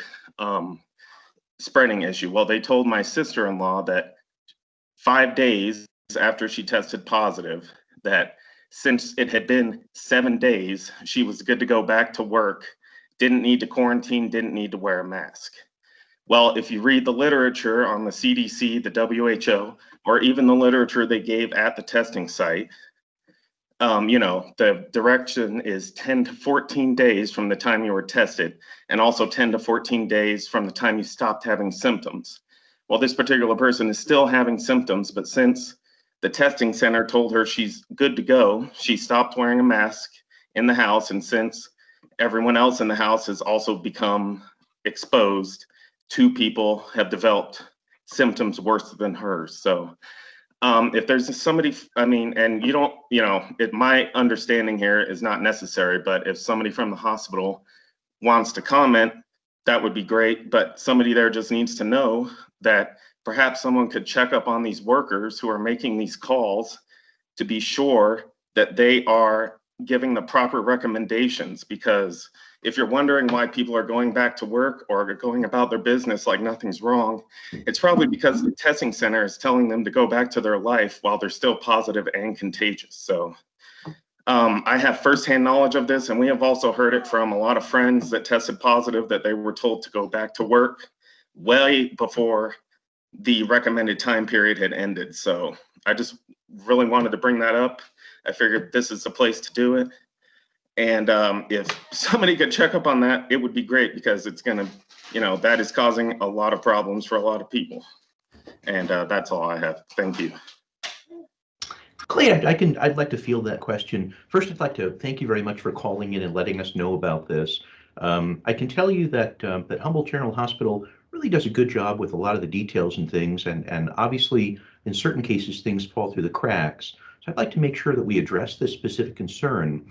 And what I'd like you to do is prepare to copy a telephone number. I'm going to make a few more comments, and then I'll give you the phone number, so I'll give you a chance to get something to write with if you don't already have something. The first I can tell you is that the general recommendations are that 10 days after the time of testing, this is for a person who's actually infected. 10 days after the time of testing, we recommend that a person be able to come out of quarantine. And the reason is because 10 days has been determined to be a safe period of time. We use 10 days from the date of test and not 10 days from the date of symptoms onset here in Humboldt County. And the reason is because we started to find that in certain cases, people were being less than honest about when their symptoms started. And so we decided to go with a corroborable date, which was the test date. And so it also gives us just a little bit of an extra margin. And so if people are following the instructions, and of course, I'd like to be able to talk with you personally about what those instructions that you folks had heard were, so that we can get problems patched up in the event that they're there. But the system that we use, the system that our county has outlined, is a safe system. But it sounds like you're really talking more about a hole in that system. So we'll be able to patch that after you and I talk. For people who merely are exposed but not infected, we recommend, actually require, that they be in quarantine from 14 days, and that starts the date of the exposure. So if you're exposed to somebody who has the virus, who's known to have the virus, then that contact, that quarantine phase for a person who's merely exposed but not known to be infected is 14 days. So that's what we adhere to. But I'm going to go ahead and give you my office telephone number so that you can call, and we'll schedule a time that we can talk. I'd like to get specific information and assure the community and all the other listeners that these things are taken very seriously. We get the information we need so that we can patch any holes in the system that we use. So our office telephone number is 623-0550. Call, give us your telephone number so that I can get back to you, and I'll look forward to talking to you. And Clay, thanks so much for bringing this up. Thank you. Thank you. I definitely will do that. Thank you. All right, thank you. Any other questions?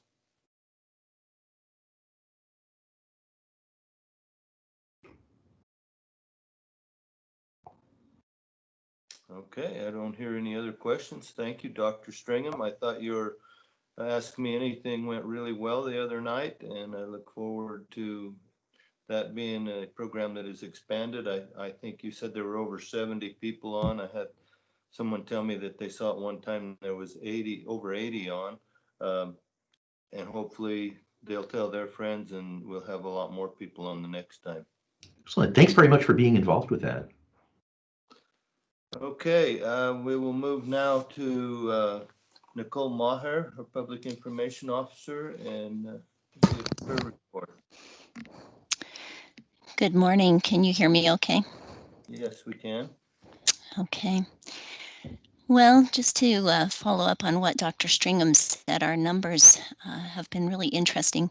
Last night, 2 more cases came in, which will be reported today with today's numbers, which brings us neck and neck. So from March 25th through November 30th, we reported a total of 354 cases.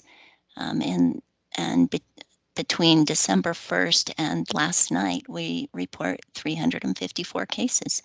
And so we're right there. Humboldt County currently has the second highest positivity rate in the state at 39.6%. We've dropped to the 4th highest number of cases per 100,000. We're right after Pershing. Pershing's really moved up. Carson City and Mineral counties. This week we are at 3,171. Last week we were at 3,059. As of this morning, Dr. Bay let me know that they have 7 new cases in McDermott.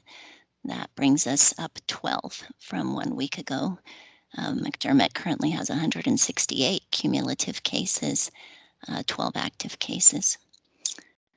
Golden Valley, Ridley's continue to test. Area Mines continue to work with several private companies that are conducting testing.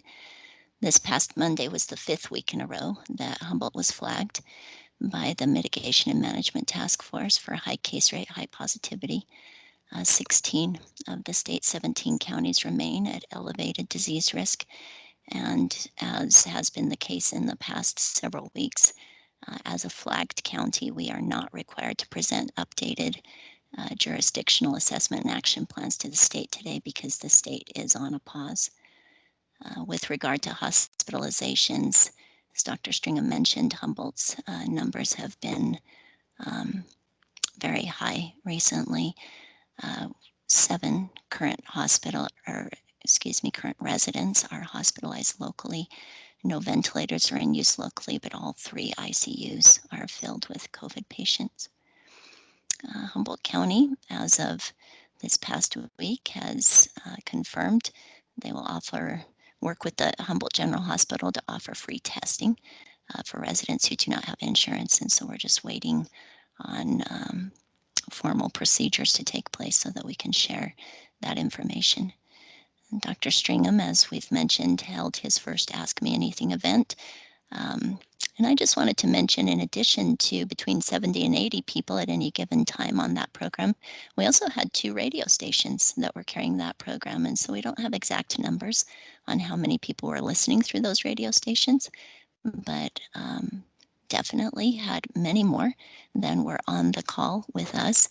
And also wanted to mention that, and I'll work with Tim at the county on this, but there were several people who mentioned that they had problems logging on to our program through the Teams function. So we'll try to share more information with the community if there's something they need to do on their end to be able to access that.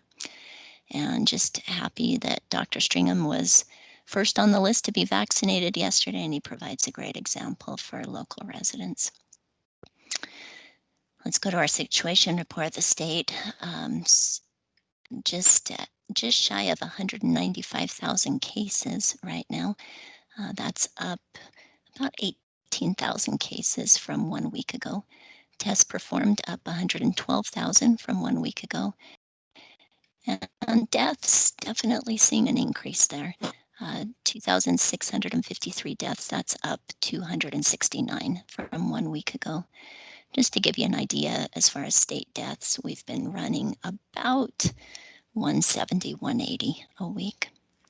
Humboldt, as I mentioned, with the 2 cases last night, 708, that puts us up 135 from 1 week ago.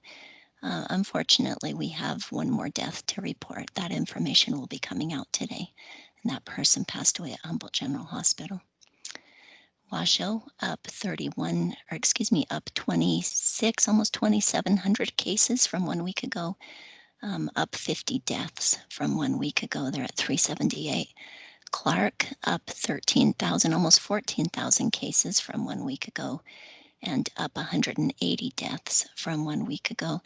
Again, Clark normally runs around 100 deaths a week, and so we are seeing significantly higher death numbers.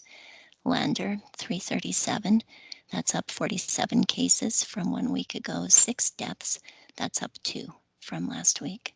Pershing, significant jump, 308, they're up 208 cases from 1 week ago, and 1 death now in Pershing. And Elko up 192 cases from 1 week ago. Now that is a significant drop for Elko. Elko usually has been running between 400 and 800 cases a week, but I have noticed in a lot of these numbers that we are seeing those testing numbers lag. As Dr. Stringham mentioned, I think all counties are having difficulty seeing the return on those results. 31 deaths in Elko, that's up 5 from last week. Just a couple of quick things to mention from the state. As you probably know, Sunday, Governor Sisolak extended the statewide pause until January 15th. So this includes a 25% capacity limitation at most public gathering locations, and private gatherings remain limited to 10 people or less from no more than 2 households. Ninth Circuit Court of Appeals has ruled that a 50-person cap placed on houses of worship in Nevada is illegal. And so Nevada's churches will now be allowed to operate at 25% of their building capacity, just like casinos and other businesses do. Nevada reached a grim milestone yesterday, reporting 57 new COVID-related deaths in the previous 24 hours. That's a new state record. The state's current rolling 14-day average is 22 deaths per day. And Sunday, the state also recorded its highest number for hospitalized patients, and then repeated that record again on Tuesday. The good news is Nevada's test positivity continues to decrease, dropping from 21.3% down to 20.7%. It's not too much of a decrease, and still wondering if that has to do with testing numbers, but we'll see. And as of Tuesday, most recent data available, hospital occupancy rates are at 84%. That's up from 83% last week. ICU units, 75%. That's up from 73% 1 week ago. Ventilators in use, 44%. That's up from 42% 1 week ago. And just to assure our community that our recovered cases will be coming down, I get that question a lot as cases rose over 400 as far as actives in this past week. I've gotten a lot of requests to know what's happening. What's happening is those numbers are a collaborative effort with the state, and so we work with them to bring those numbers to where they need to be. it looks like we will have over 400 recovered sometime today when we get that correct number.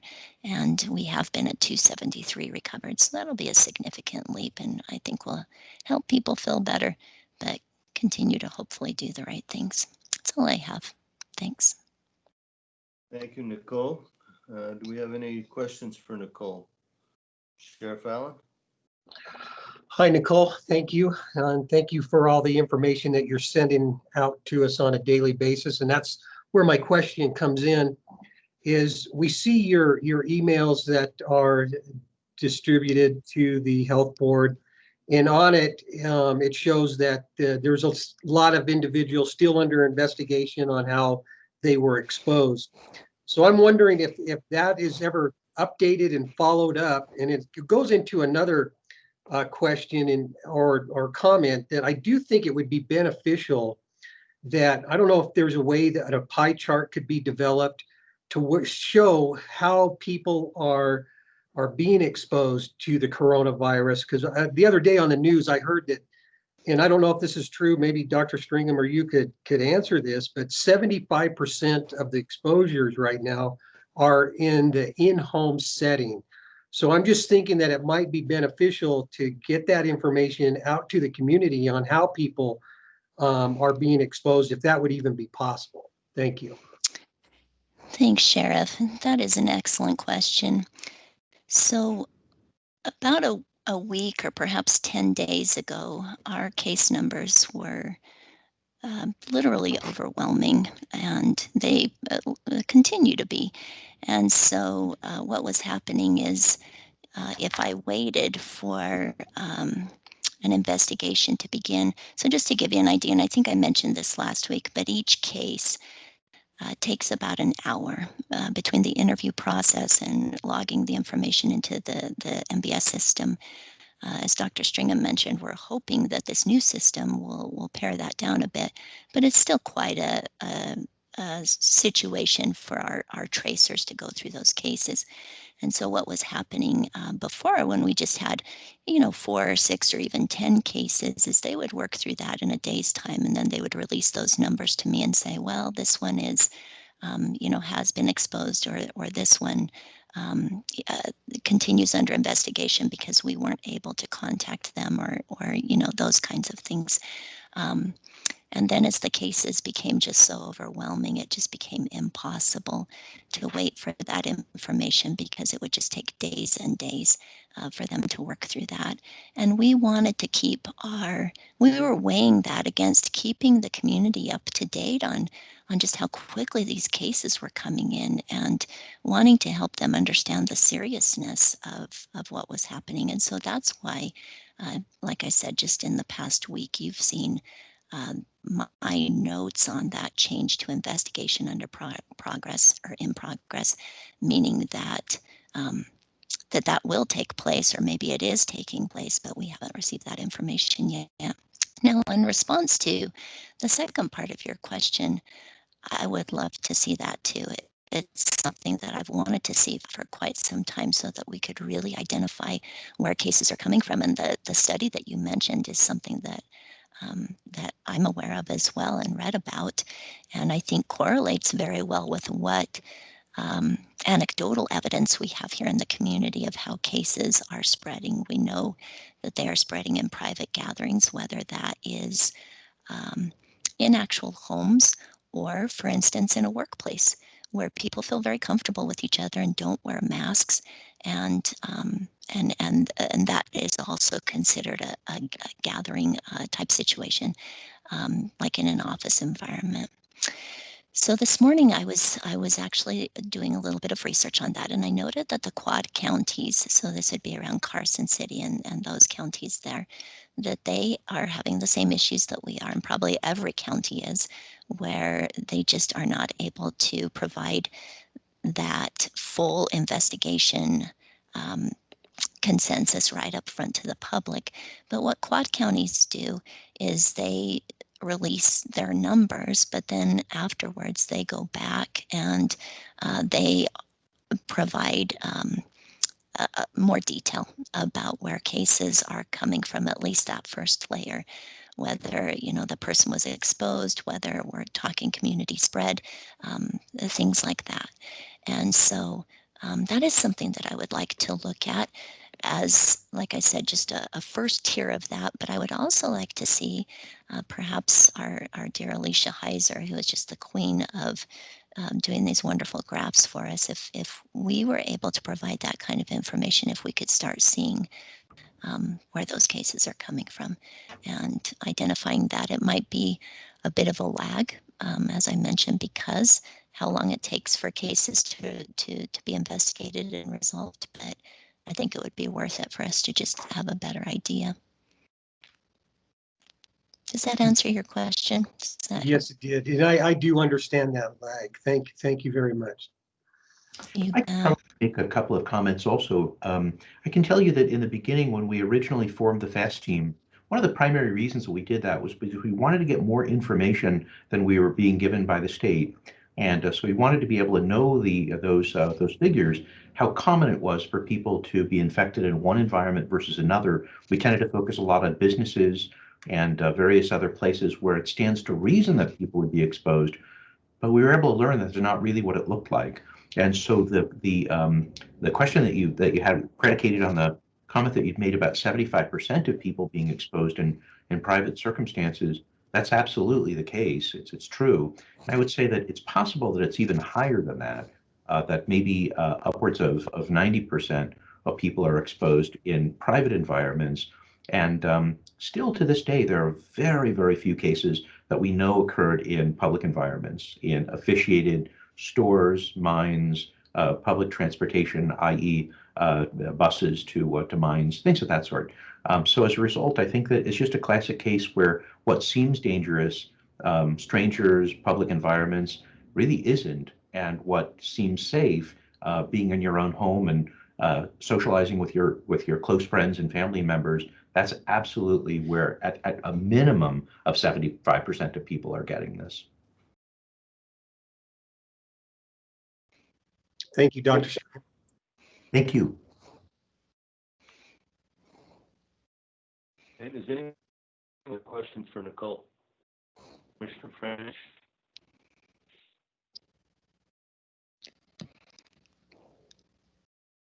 Commissioner Tipton, were you asking me if I had questions? This is Commissioner French. Yeah.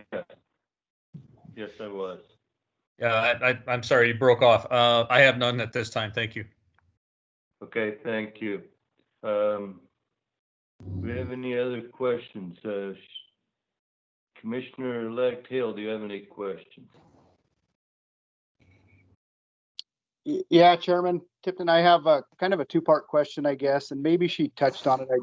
Maybe I didn't catch it, but what's the criteria to meet to be considered recovered is the first question, I guess. And then if somebody has tested positive, is there a follow-up to those people? And how long after, a positive test would they be followed up with? Thank you. I think that would be to Dr. Stringham. Excellent. I'll have Nicole answer the question about recovered and kind of definitions, and then I can speak to the second part of the question. So in terms of follow-up, I think the reason it's a little bit confusing is because it's changed.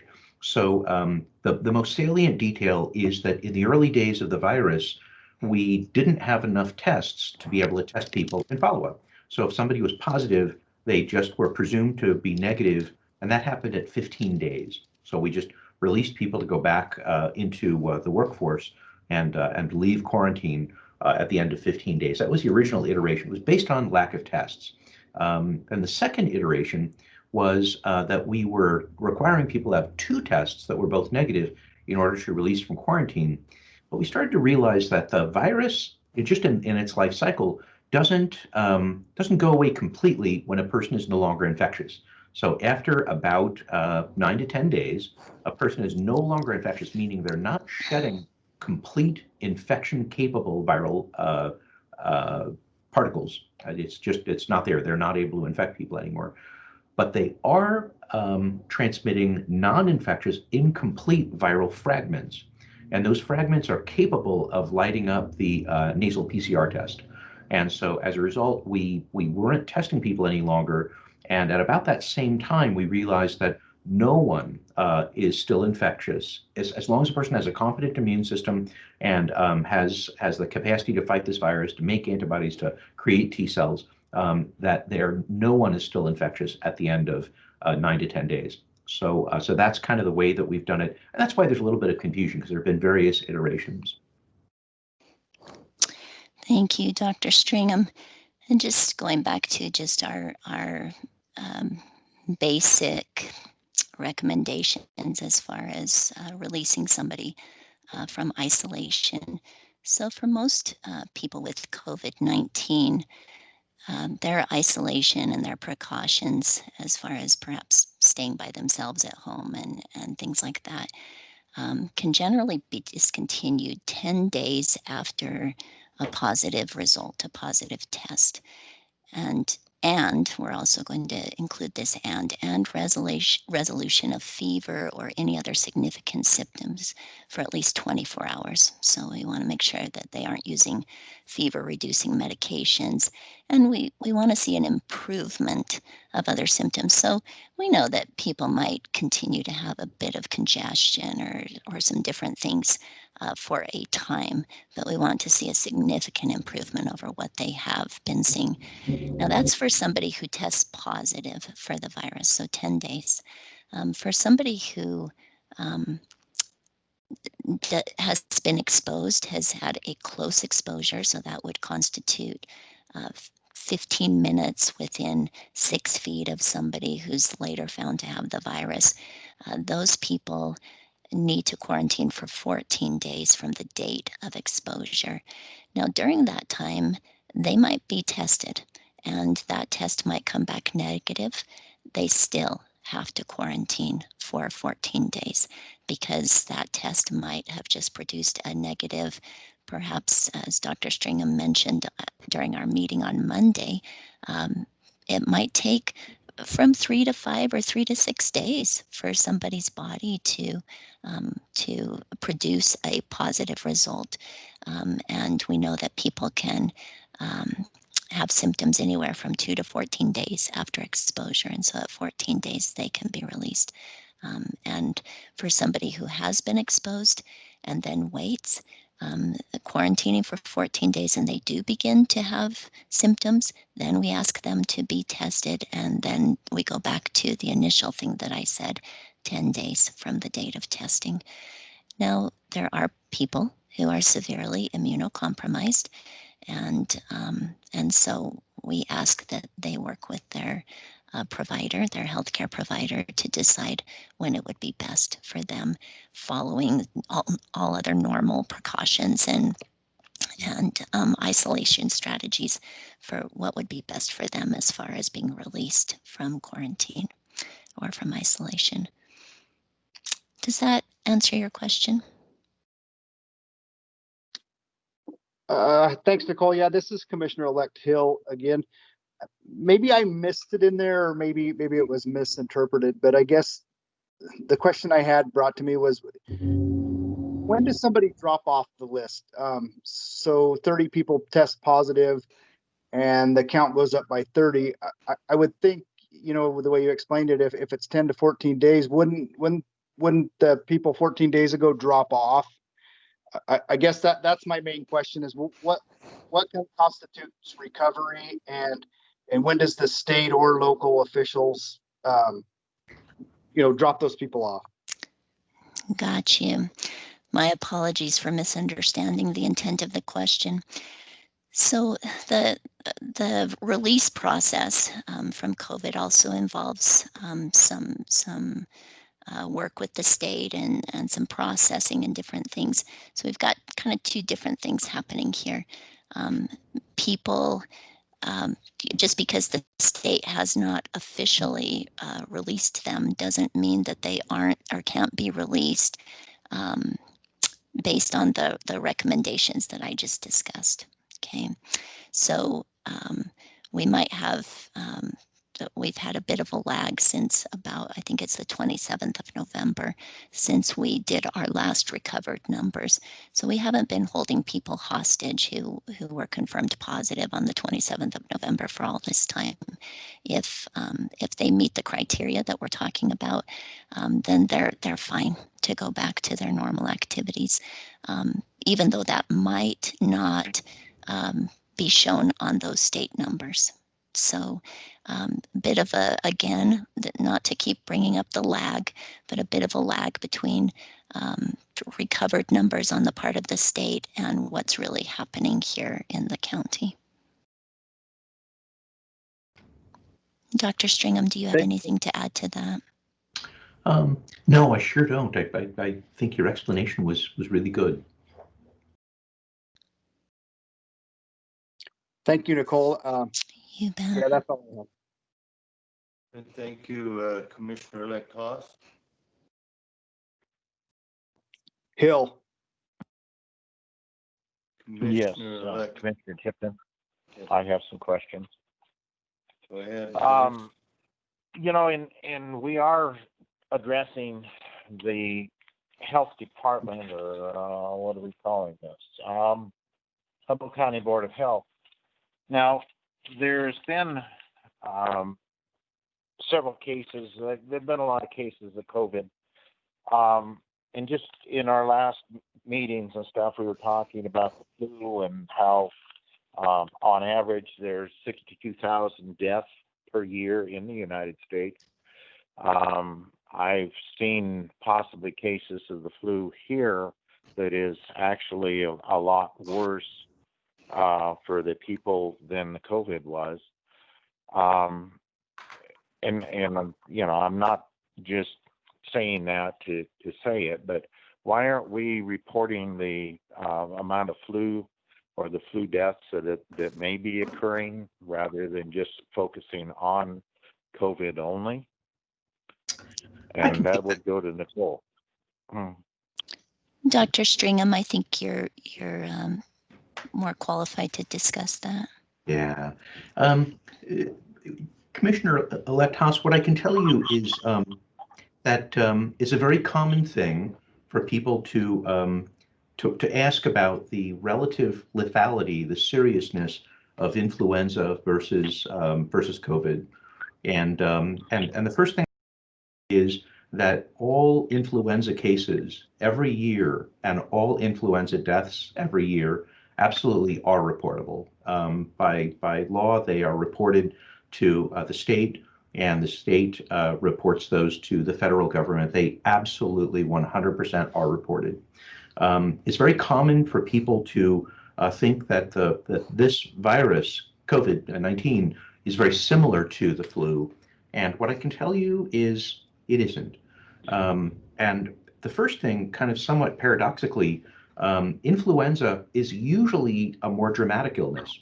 So if you have 100 people who have influenza and 100 people who have COVID, the 100 people who get flu will actually be sicker on average than the people who have COVID-19. In fact, one of the primary things that we combat is when I think somebody may have COVID-19, you almost have to convince them that they do, because they'll tell you in a lot of cases, I feel fine.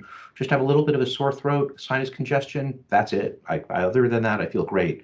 And then we test them and bingo, they have COVID-19. People with the flu, on the other hand, usually are fairly ill, and it doesn't take much convincing. They're almost always going to have a fever, almost always. Whereas COVID only has a fever between 12 and 19% of the time. I'm going to reiterate that because a lot of people are kind of blown away by that. 12 to 19% of people who get COVID have fevers. More than 80%, more than 80% of people, by every study, more than 80% of people who have COVID do not get fevers. So influenza, you're right, it is absolutely a more dramatic illness in most cases. The thing that makes COVID dangerous is that it's a crapshoot. In the beginning, we were losing 6% of all people who were diagnosed with COVID. Right now, we lose 1.8%, almost 2% of human beings who get COVID pass away. And with influenza, we're looking at 1 out of 1,000. So last year, for example, we had 34,000 deaths due to influenza, and that was about 1 in 1,000 people passed away. With COVID, 2%, so 1 in 50, and that's under the best of circumstances.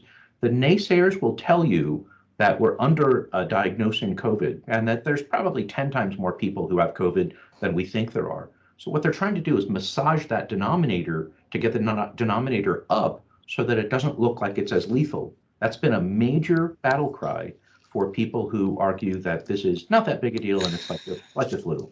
But I promise it isn't. This has killed, as of this morning, 308,000 Americans. Those are all human beings who were somebody's mom or dad or brother or sister, and I just it's not like the flu at all, not even close.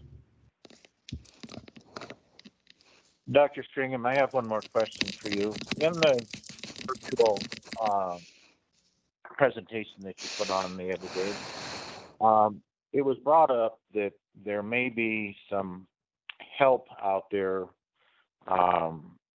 with vitamins and different stuff to build your immune systems.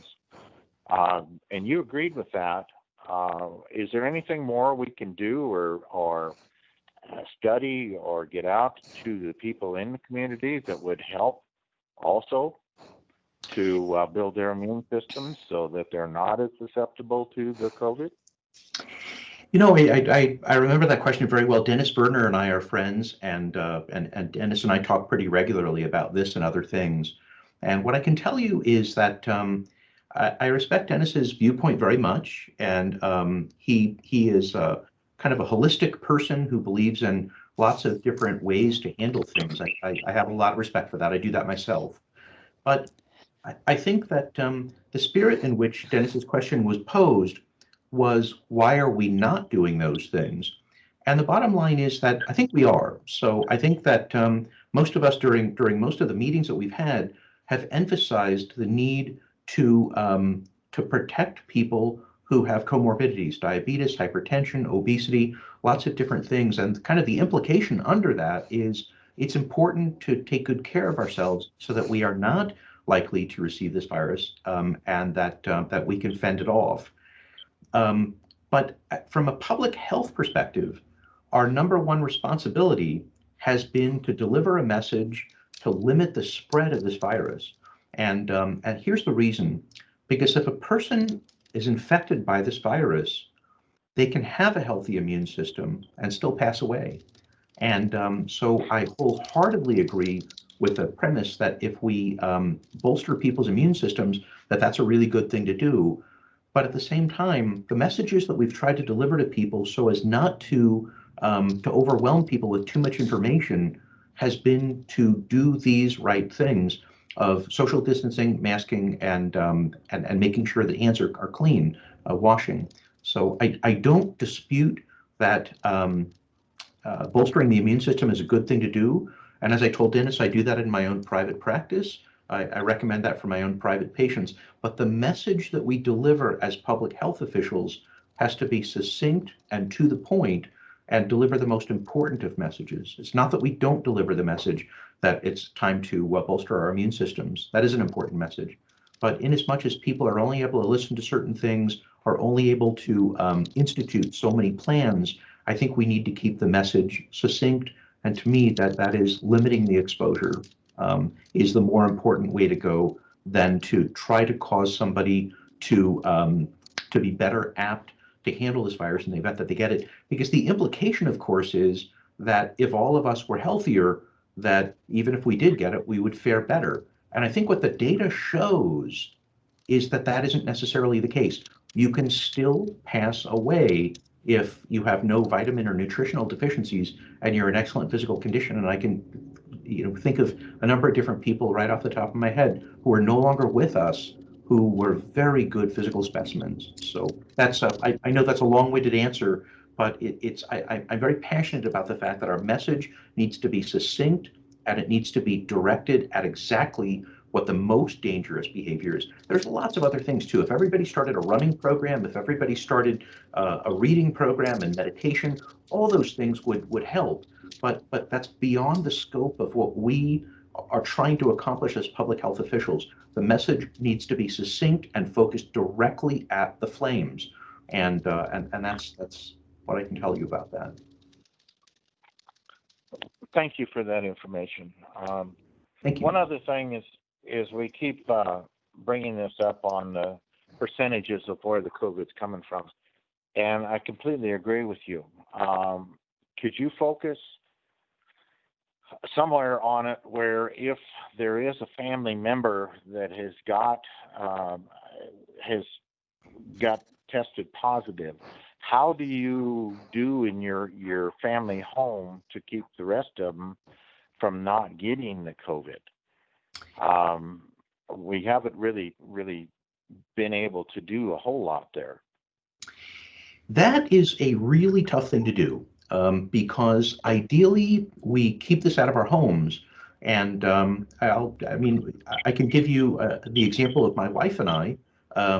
Both of us, the way that I see things, both of us are potentially able to bring this virus home. And if either of us brings this virus home, then it's likely that both of us will get this virus. It's a remarkably difficult thing to be able to do that. We have to be able to rear our children. We have to be able to interact with our family members. And ideally, everybody would wear a mask at all times. But we realize that's very difficult to do, especially when you're at home, especially when you're trying to carry on a relationship and raise your kids and do other things.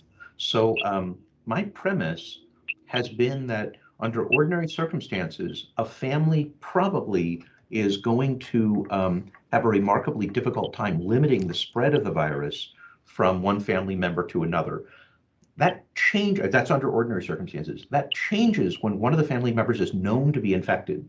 And then at that point, when a family member is known to be infected, we recommend that there no longer be contact between that particular family member who's infected and other family members.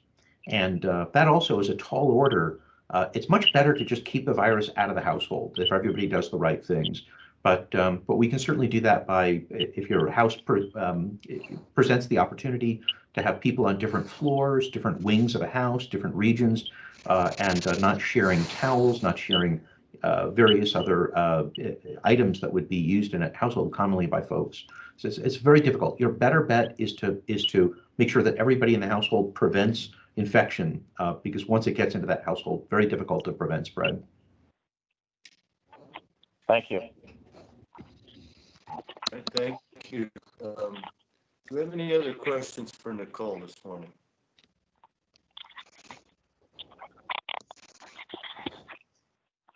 Okay, hearing none. Thank you, Nicole. Appreciate your report. And we're going to move on to the next item, which is update the City of Winnemucca wastewater testing. And Alicia has had to go on to another meeting, but she did leave a message that I have another meeting at 10, so I'll be dropping off the health board meeting. I've attached a copy of the most recent wastewater testing results. Total RNA concentrations are down slightly, but still higher than we were seeing for the majority of September and October. The Warmouth Railroad, Skyland subdivision area, and the Malarkey, Bridge Street, Harmony, Mizpah area were roughly equal contributors in the SARS-CoV-2 concentrations this week. And she does have a graph, but I don't know how to share that, so we'll have to get that at next week's meeting from her, unless she's back on. But she had to go to another meeting. Okay, we'll move on to an update from Humboldt County School District on the COVID-19 report. Is Dawn Hagnes, are you on? I am, thank There you. go. All right, just some updates for this week. We did just send out an email and some information out through social media for our families and our employees regarding CDC guidelines for travel over Christmas break. We specifically spoke about Mexico because that's the place that many of our employees and families do go over the winter break. Those guidelines right now by CDC that we're following specifically just for Mexico are that if you go, when you come back, you either need to quarantine for 14 days or come back and test 3 to 5 days after you're home, and then stay quarantined for 7 days until those results come back. So we've provided those two options for our families and our employees if they do leave the country. Again, that's specifically for Mexico, but there are other links for anybody to click on if there's somewhere else that they travel. And that's just to protect not only those folks traveling, but for everyone else in our Humboldt County School District community when they do come back and we're all together again starting January 4th. We also wanted to make sure that we had a way for families to communicate with us over the break. One of our concerns is just losing information regarding those who test positive or who have to quarantine, and just date testing information. So we've provided 3 options for families and our employees to communicate outside the regular methods, knowing our school offices will be closed. And we're just getting that information out to everybody right now. Those 3 ways are: we have a dedicated phone line that's going to be set up and then goes directly to my email. That phone line is 775-623-8212, 775-623-8212. Parents can leave any information on there that they can give us regarding a positive case in the house, quarantine. That just helps us be better prepared when they come back so that we know when both students and staff can be on campus safely. We also have a dedicated email line set up at hcsdcovid, COVID, at hcsdnv.com, hcsdcovid at hcsdnv.com. That again will be posted on all of our social media sites, and it's also going out to parents through Google Classroom and through our Peach Jar. The third way is that there's a link parents can just click on. It'll automatically take their email address and it will ask those same questions, so they can just click that. So we have 3 ways for both staff and our parents to communicate so that we don't lose track of really valuable information over the break. As far as our numbers go this week, we were at 41 students previously to date that had contracted COVID-19. So far this week, we have 14 new cases in students. I appreciated what Dr. Stringham said about the number of people who contract COVID-19 but don't have a fever. We hear that same thing often too, but I don't have a fever or I haven't lost my sense of taste and smell. And just as he has said, we've seen very few cases where a fever has been a sign for us at all. So as of right now, we have 55 student cases, or have had 55 student cases in Humboldt County School District.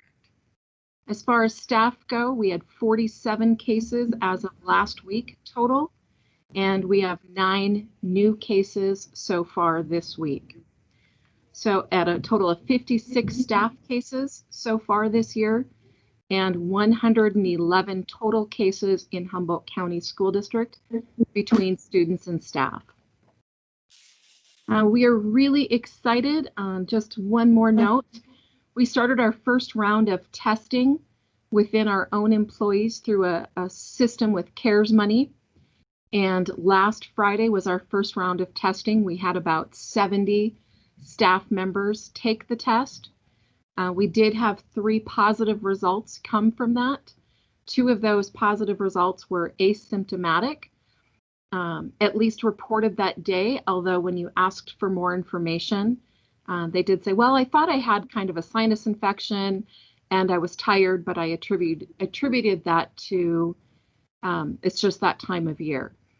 And so we still feel like we did a great thing, because that, I think, is how the spread continues as well. And so Being able to communicate again too, that often we've seen what people think is a sinus infection or body aches or just being tired have truly been cases of COVID-19. We also had one staff member that had been on quarantine already because of positive in their home.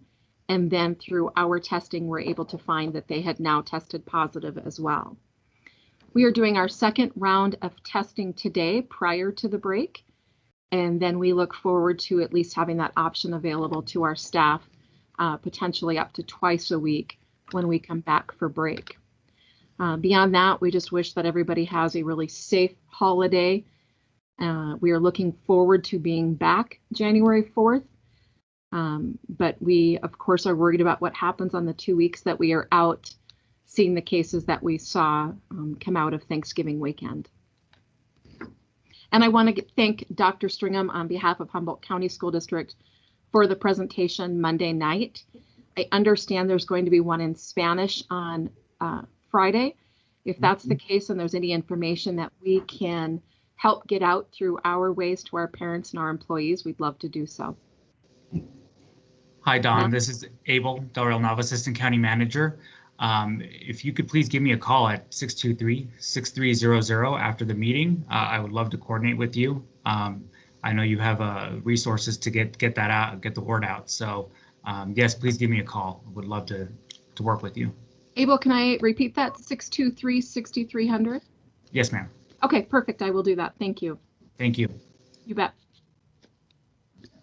Do you have any questions for Dawn? Sheriff, do you have any questions?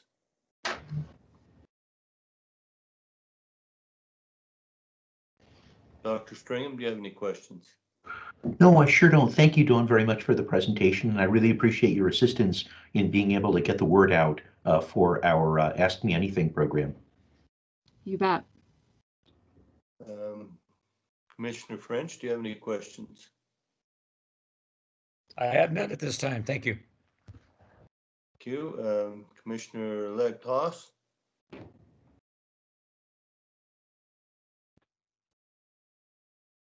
Any questions, Commissioner-elect Haas?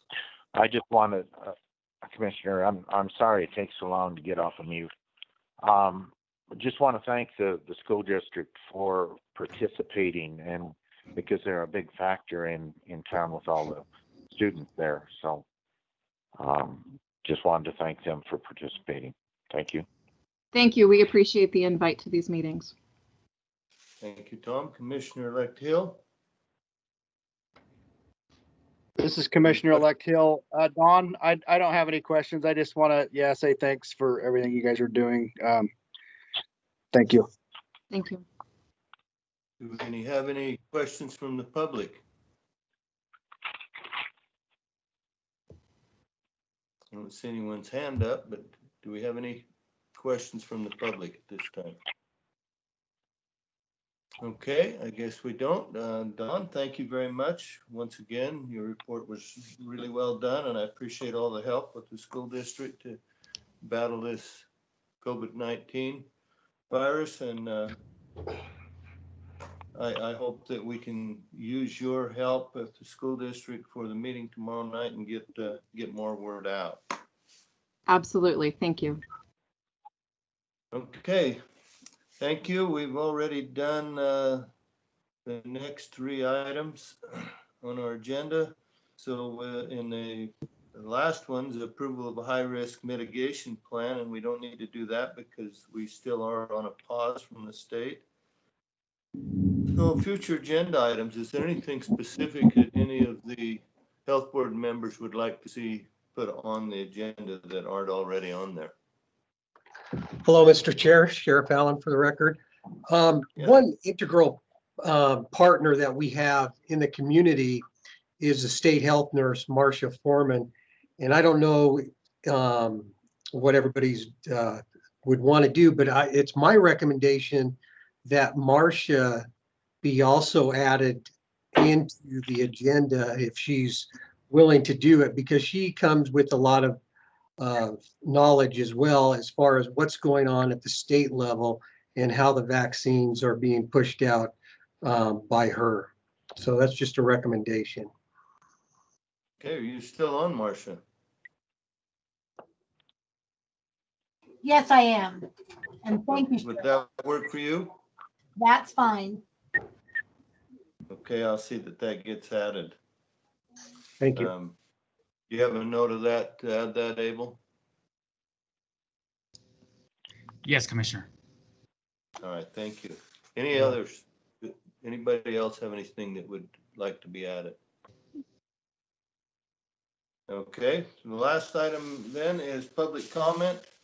And this general public comment is designated for discussion only. Public has opportunity to address the commission on any matter not appearing on this agenda. However, no action may be taken on a matter raised until the matter itself has been specifically included on the agenda as an item upon which action may be taken. So at this time, we have public comment, *6 to unmute yourself, and please identify yourself for the public record. Any public comment? Good morning, Mr. Chairman. This is Tammy, the clerk. And just as a note, I did communicate with our IT director, Tim Hennigan, and all county health board meetings are posted to YouTube. And he will move to get this one posted today once we're complete with it. You just go to YouTube and look for Humboldt County, Nevada and search it, and it should pull that up. And then also a question, is the next meeting still in play for Christmas Eve at 9 a.m.? That was my next item. Tammy, thank you for bringing that up. What is the board's pleasure on that? Do you want to have that meeting on the 24th?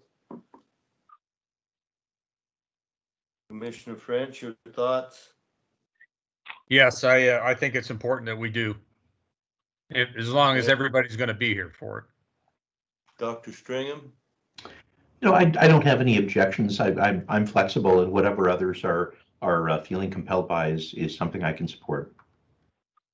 Okay. Sheriff? I do think we have a lot of moving parts going on right now that we definitely need to have a meeting.